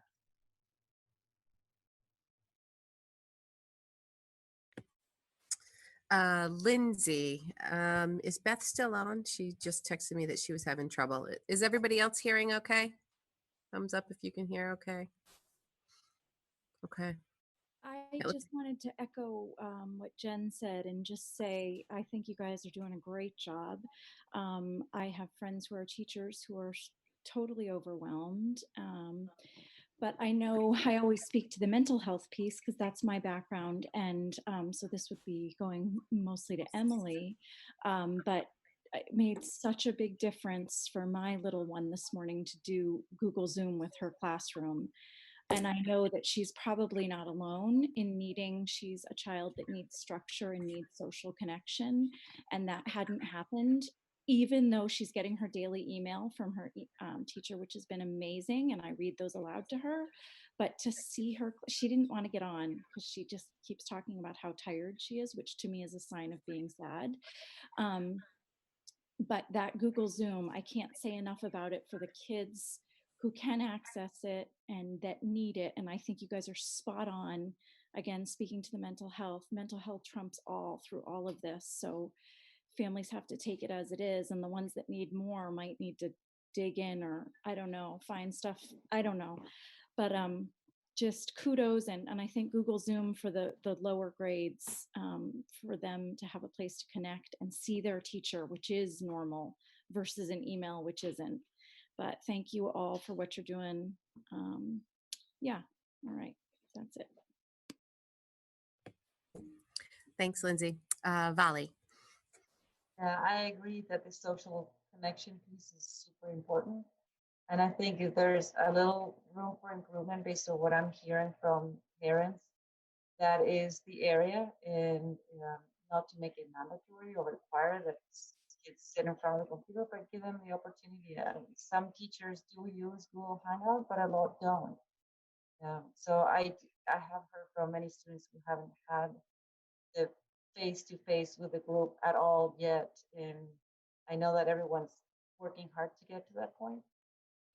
But maybe some of the parents who feel like their kids are more emotionally fragile are not reaching out as much. I'm hearing that a lot of the kids are having meltdowns based on the social isolation part of it, and then things like the Google Meet has totally changed that kid's day. And even for the older ones, having the opportunity to log on and do a Google Hangout if they want to has helped tremendously some families. So yeah, that's something that I would encourage a little more of.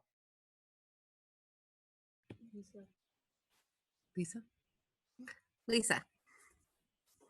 Well, Val, you'll be happy to hear that's one of the things we put into the phase 2 is that everyone would do some kind of a class meeting through Zoom or Google Hangout. Mara. I was wondering if we could also hear from instructional support from Bonnie, if she's still there, about that same question about feedback from parents. I know that some insurance companies are not covering telehealth, so we have kids and families who may suddenly have their behavioral support services pulled out from under them. So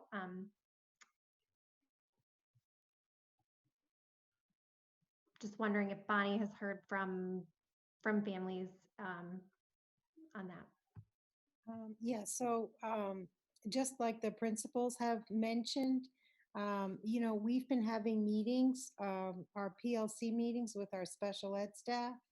And this is new learning for some of them, especially at the elementary level. They're going to start using Google Classroom and reaching out to families in the same way that the teachers are doing. For some of them, they're going to be providing support and consultations to the general ed teachers. And for some other students who are getting specially designed instruction, they're going to provide that via, Google Hangout.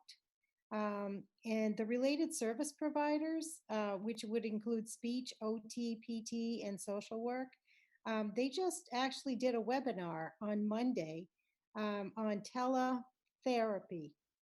And so they're going to try to provide, social emotional learning via Google Hangout. And so our social workers are going to be reaching out to families as well as students to do, a combination of social emotional learning as well as, providing video instruction and just overall just checking in with parents. I think the response from parents has been, for the most part, they've been very appreciative of what we're doing in instructional support. That being said, I think this is also overwhelming for others. So we're trying to, have discussions about, if a student is receiving direct instruction through, special ed teachers as well as related service providers, trying to have people, provide one session where maybe 2 or 3 of them will weigh in, because I think if each one of them ended up providing a service, I think it would just be overwhelming for that family because they would be, probably calling in like multiple times a day. And so we're trying to, provide the service and trying to really gauge based on, contacts with families, what makes sense for them as well. Because we don't want to overwhelm people with this either. And so it's kind of a balance we're trying to achieve between what the general ed teachers are providing and what we can provide through instructional support. Thank you. Sure. I just had a quick question for Erin. I know, and I'm guessing this came out prior to some changes to the food pickup times around the district and the addition of the second one in, excuse me, in Freeport. But have we heard any feedback? When I was looking at the times, I saw all of the schools had a 7 to 9. Except Durham was 9 to 11. And I was wondering if that was hampering any parents who may still be going to work by having the food options not until 9 in the morning. We And haven't maybe- had any feedback from Durham about that. I polled my staff beforehand, them knowing the community better than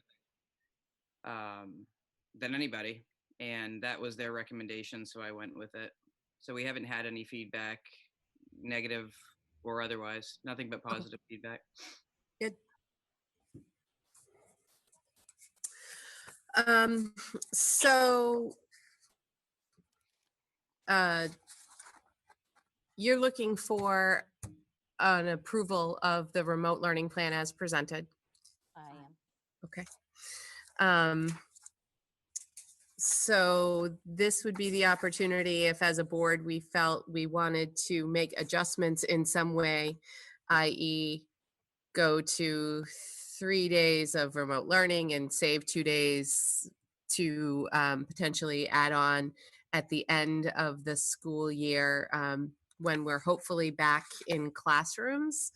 I just wanted to put that out there because I know we talked about earlier this being the chance if as a board we wanted to provide some direction or had some questions about an alternative route. My understanding of the plan as we have it from Dr. Foley is that all of our current days are learning days and wouldn't, because of that, not be made up if and when we're back in the classrooms this year. Is that correct? That is correct. And we used 2 days for teachers to prepare last week. And I wouldn't be looking to even make up those student days because the teachers work. So if we were to make up those 2 days, then we would need to be, paying our staff additional probably per diem pay. And as you've heard from the communications that I've sent from the state, that they're definitely willing to waive the student days. So the way it currently stands, we would end up having 173 student days instead of 175. Were there no other PLD days built into the budget or built into the schedule that we could have offset at least one of those days with, or no? Have we used them all up? I'm looking to Jenny or somebody else. I'm Cynthia's thinking, nodding yes, that there are more days. Cynthia? No more days. No, All used up. all of our PLD days, our 3.5 days have been used. We only had 2 early release days left, which are still days that they can come to school. So we used our 3.5 PLD days during the year. March 13th was our last one. Okay. Thanks. You're welcome. Kate. So the early release doesn't count. You can't like combine the two together and make a day. Right. Early release today. Oh, and you're saying we used that already? Oh, No. I think we may still have early release days. So on all those early release days, we would just continue with the type of learning that we're doing currently. Just as we do, if it was a real early release day, we would have the kids come, but they leave early, and then there's PD time for the staff members. But they're still counted as a day. As a student day. Correct.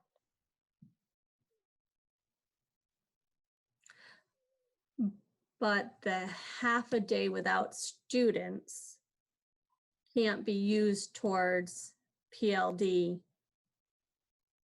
last week or something like that. No, I don't think in the way you're thinking. So, because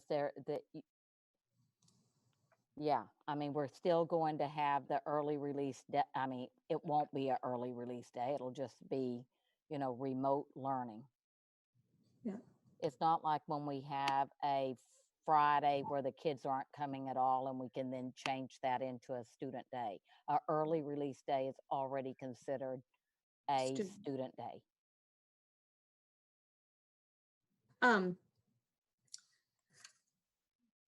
So I that wasn't really what my question, why I had my hand raised, but then Cynthia said something after I had raised my hand that made me want to ask that question.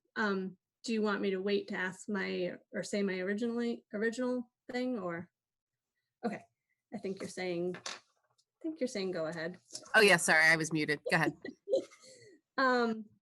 I would be in favor of us looking at a more strategic way to use the time, because I feel like we've heard tonight that the effectiveness and efficiency of this is all over the map depending on the student. And I think that there could possibly be a more effective way to do this, and that the way we're going forward now, we're just burning through student days that potentially there could be a better way to go about it. So I am absolutely in favor of a more efficient use of time. It's obvious that this has been a huge lift for teachers and administrators and families. And I just feel like it would be irresponsible as a board member not to question this model and whether there's another way to go about it without asking so much of our staff and our families. That could in the end potentially result in more effective learning by getting kids back in the classroom at a later date. Jen. So if we vote on this tonight, the learning plan, I just want to make sure, so to give the autonomy to everybody who came up with this plan to continue to have it evolve and that we're not stuck on anything. I mean, and that's not because I mean, I think the plan is great, but I want to make sure that the people that are actually the, you know, the worker bees on this plan have that opportunity to continually change it and come back to us with new things. I don't want to vote on this if it's like set in stone and nobody has like any opportunity to change anything when they learn that there's a better way. So there's nothing that prevents, there's nothing that I wrote in that plan that I think limits our flexibility at all. So, I mean, obviously we will continue to learn and fine tune. I think it would be important if the board is leaning towards wanting us to do kind of what Kate's suggesting of what I'm hearing her say is to kind of push the pause button with the understanding that we'll then go longer into June when we might be back in the classroom, and that would be more effective learning. I think it would be important for us to kind of know that so that we can push the pause button, I guess, sooner rather than later. And I just think that we would want to be communicating that to staff and families. I've already received some emails about what am I supposed to do about summer camps from one family in the district. And I said to her I could get back to her tomorrow once I kind of understood the direction that the board's wanting to go in. So do you think that would be something that, I don't know, Michelle, a straw poll? Because I think that would give a very quick indication of the board. I mean, I think that's a real huge thing. Like if if a majority of the board is looking at it as, continuing with school days in the classroom, or if we're okay with continuing with this plan, sort of, and keeping it going. Because Yeah, no, I think we need to give direction to Becky, which is why the plan is, I think, before us. And I'm not sure if Kate's suggestion is that we shut down the remote learning altogether, or perhaps limit it to fewer days a week, and so that we're maintaining some days we could tack on to the end. So I think there's a couple of options to consider. My initial thought on that is it's I don't know, it's tough because I think this is a clearly unprecedented scenario that we find ourselves in. There are so many variables, and obviously the education of the kids is the one that sits on our plate, but we're all cognizant of all the other pieces that are in play here, and I'm a little concerned to potentially prolong that at the end of the school year for families. I think, if we worry about productivity in the last couple of weeks of June to start with, if we start tagging on extra weeks after families have been so stretched thin in the upcoming couple months, I think I'm not sure if it's better learning then or not. And then my other concern is if we do that with the expectation that we're back in the classroom and maybe we're not. And then what do we add more time to the remote learning into the summer? So I don't know. I guess my concern is there's a lot of questions that I don't think we have the answers to now that could make adding days on at the end not the best option. I was more thinking just a straw poll. Like, I mean, the state has allowed us to do this and to not have to make up these days. So I think it'd be a very simple, do you want to keep the status quo of, following what the state, it could be following what the state guidelines are, because maybe that would change.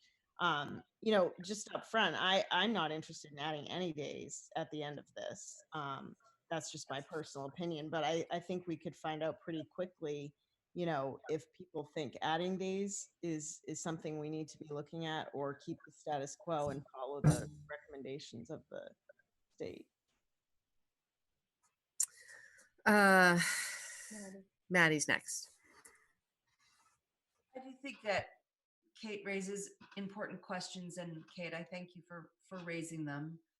I don't feel prepared to give any direction yet. And I guess I would maybe ask for a week for Becky and team to confer, having heard this discussion, and to come back with what their thinking is. Another week to determine how well it's going. I guess my concern would be that if we give direction now, that we're potentially pulling the rug out from something that they just got started. And I don't know if that's true or not. I don't feel I have the information to give.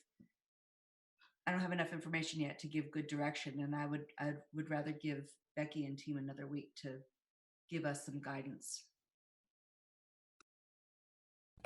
Vali.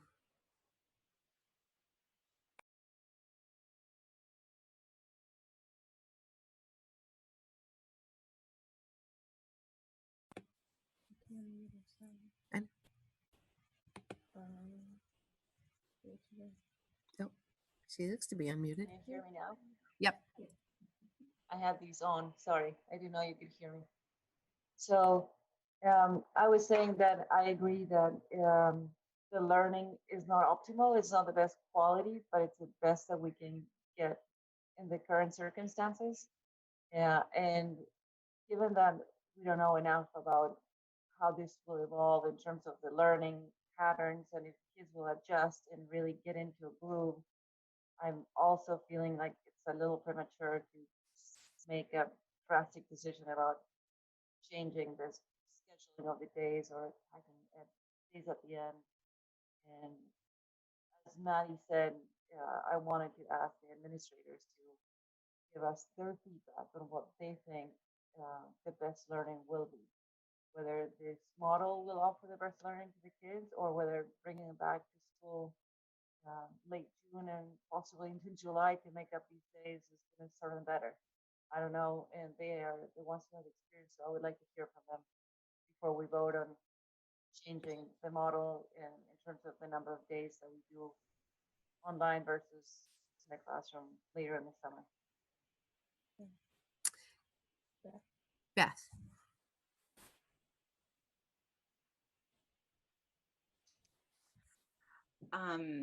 I also appreciate what Kate is bringing up.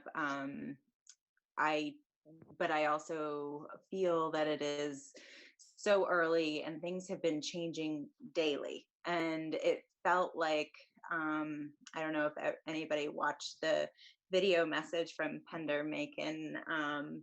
It felt like when she was talking about this, that it looked very long term. And I know that nobody knows what's going on for real, but it does seem like in the next week or two, I feel like we're going to know more, like things are going to kind of maybe change enough that we might be able to foresee a little bit more.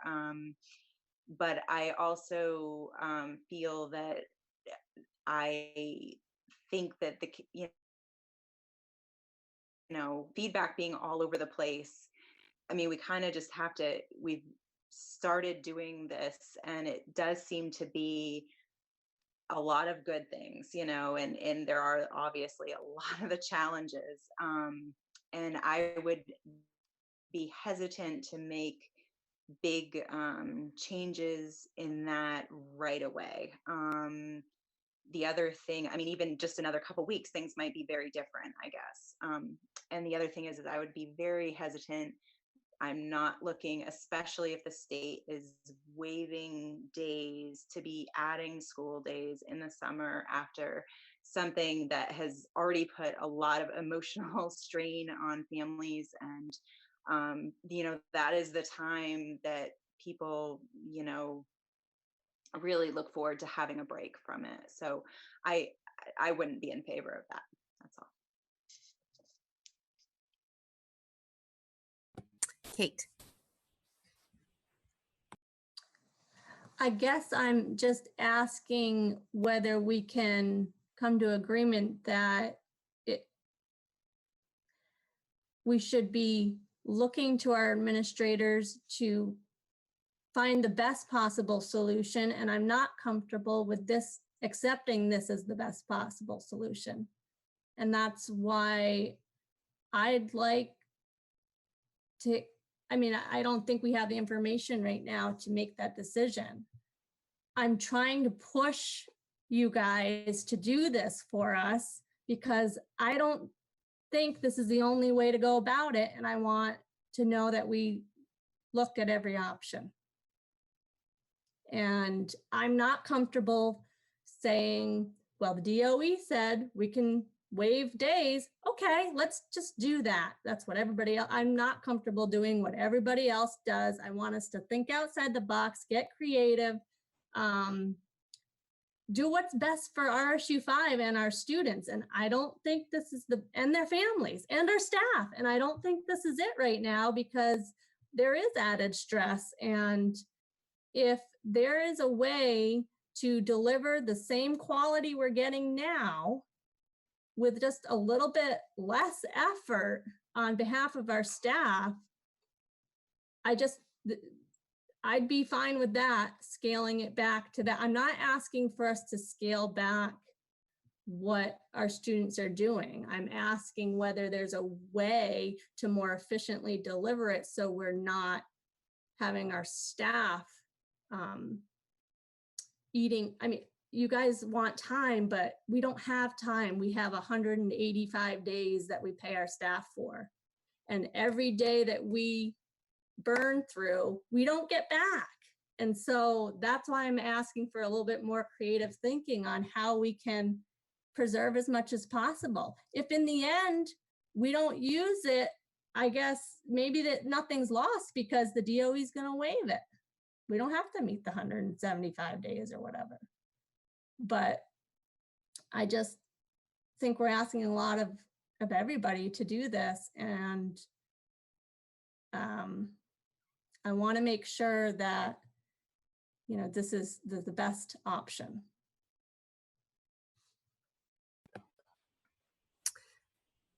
Jen Golko. I was just going to comment back to Volley's question of wanting to hear from the principals. I think just from the high school perspective, I can foresee some incredible challenges were we to extend the school year into the summer for the high school age kids who work during the summer. It is true that for some kids and families, summer is a wonderful break. For many of our students, and knowing our population, they absolutely rely on the financial gain of working in the summer. And I think that could have some major implications. I would think at all levels, but particularly at the high school, that it would go beyond just infringing on their summer. It could financially impact kids and families. I just wanted to put that out there for the board before we even start to think about extending the year. Thanks, Jen. Becky. I'm happy to take the next week and put this back on the agenda. I don't think it precludes you from voting on the extended learning plan, but we can also postpone that a week. I don't think either way you want to go with it, I think that's fine because they've already indicated to us that the approval can be retroactive. I'm happy to meet with the administrators and just kind of think out the pros and cons and to come with a recommendation from the whole administrative team. I feel certain that we could reach consensus on the team with whatever the recommendation is. Thanks. And I just want to I mean, I know this is probably obvious, stating the obvious, but I don't think our superintendent or our administrative teams would have put this in front of us as the recommended path forward if they didn't believe this was the best way to deliver to our kids. Now, does actual experience with how it's running in the first few weeks impact or change their perspective? Maybe. So I'm happy to provide that extra week of, feedback gathering and relooking to make sure that they're still confident in that decision. But I just want to say that, by it being in our package, I feel like this is what the administrators are telling us is best. But happy to provide that week for you guys to Kate. I just want to make sure they're comfortable with this being the plan. Is this our long-term plan?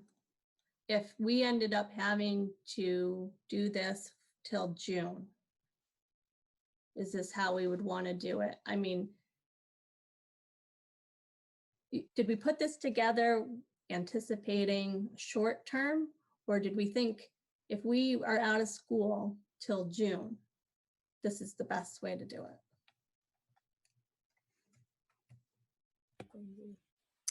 Lindsay.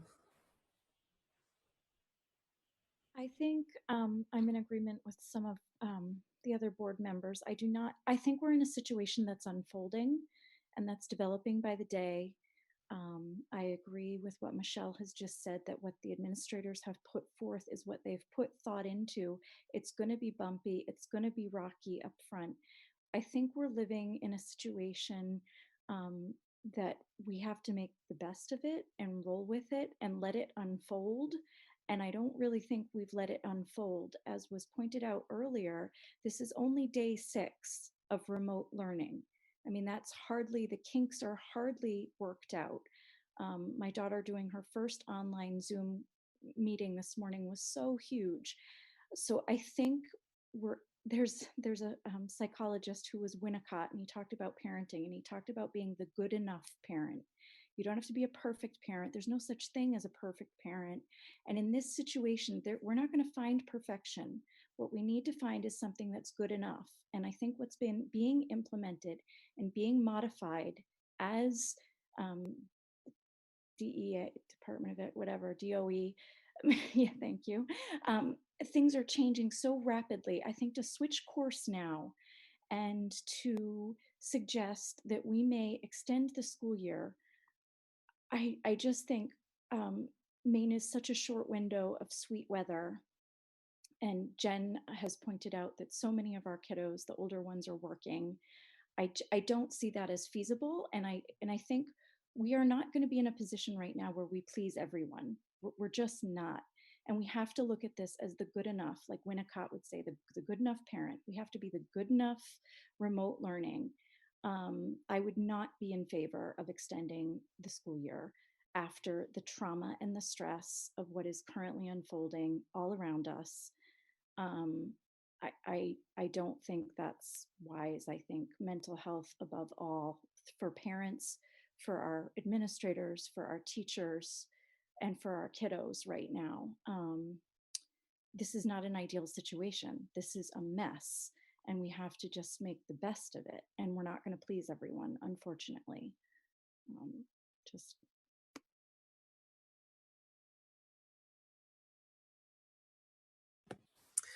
Okay. Thanks, Lindsay.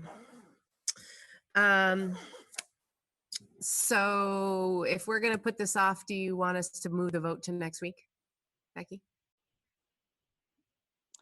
I think that would make this most sense. Okay.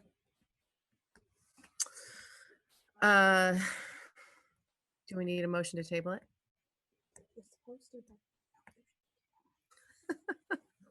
Apparently we don't usually follow that rule.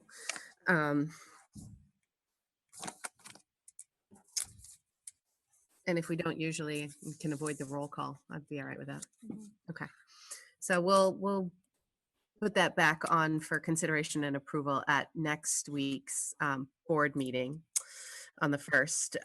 So I'm not sure if anybody's looked at their watch recently, but we're currently at 10:38 and our rules state that anything to be considered after 10 p.m. would require a vote of the board to continue. A reminder, the two things that remain on the board are consideration and approval of the RSU project. That was what comment earlier, as well as the addition discussion, which was added at the beginning of the meeting. And this was the reason behind my no vote on this, because I knew we were going to be super late. So we would yeah. Can I interject and let my administrators leave the meeting? Oh, yes. Thank you. Thank you, guys. Good job. We'll connect on Friday. Thank you all. Valley. I would like to make a motion to table the 2 remaining items until next. Okay. Second. Actually, I'm not able the remaining 2 items. But actually, I don't even think we need a motion to table them. We would need a motion to discuss them. So unless we have a motion to continue, we would be at adjournment. Correct? Then I make a motion to adjourn. Do we have a second? Jen, I believe. Oh, hold on. Before we adjourn, we do have public comment, and we did tell the community that they would have 3 opportunities to speak. I think we've driven them all off the phone, but just in case we have anyone else secretly somewhere on here still, which I don't see. Okay, so now I would take Valley's motion to adjourn and Jen's second. And I can't believe we have to do a roll call to adjourn, but hold on. We will, because we don't want this meeting to technically go on forever. Kate. Yes. Jeremy. Yes. Candy. Yes. Lindsay. Yes. Jen. Yes. Susanna. Yes. Beth. Yes. These are the most resounding yeses I've heard all night. Mara. Yes. I am voting yes. Vali. Yes. Maddie. Yes, please. Okay, and that's it. So thank you guys. I think this actually worked pretty well. There were some glitches at the beginning, but overall, I think it worked well. What is Jeremy going on behind Jeremy? I've got all the toilet paper. Oh. Okay. So thank you everyone for your patience as we work through this tonight. And hopefully it will continue to work for well into the future while we need it. So thanks all. We'll talk next week. Good night. So can I? Yeah.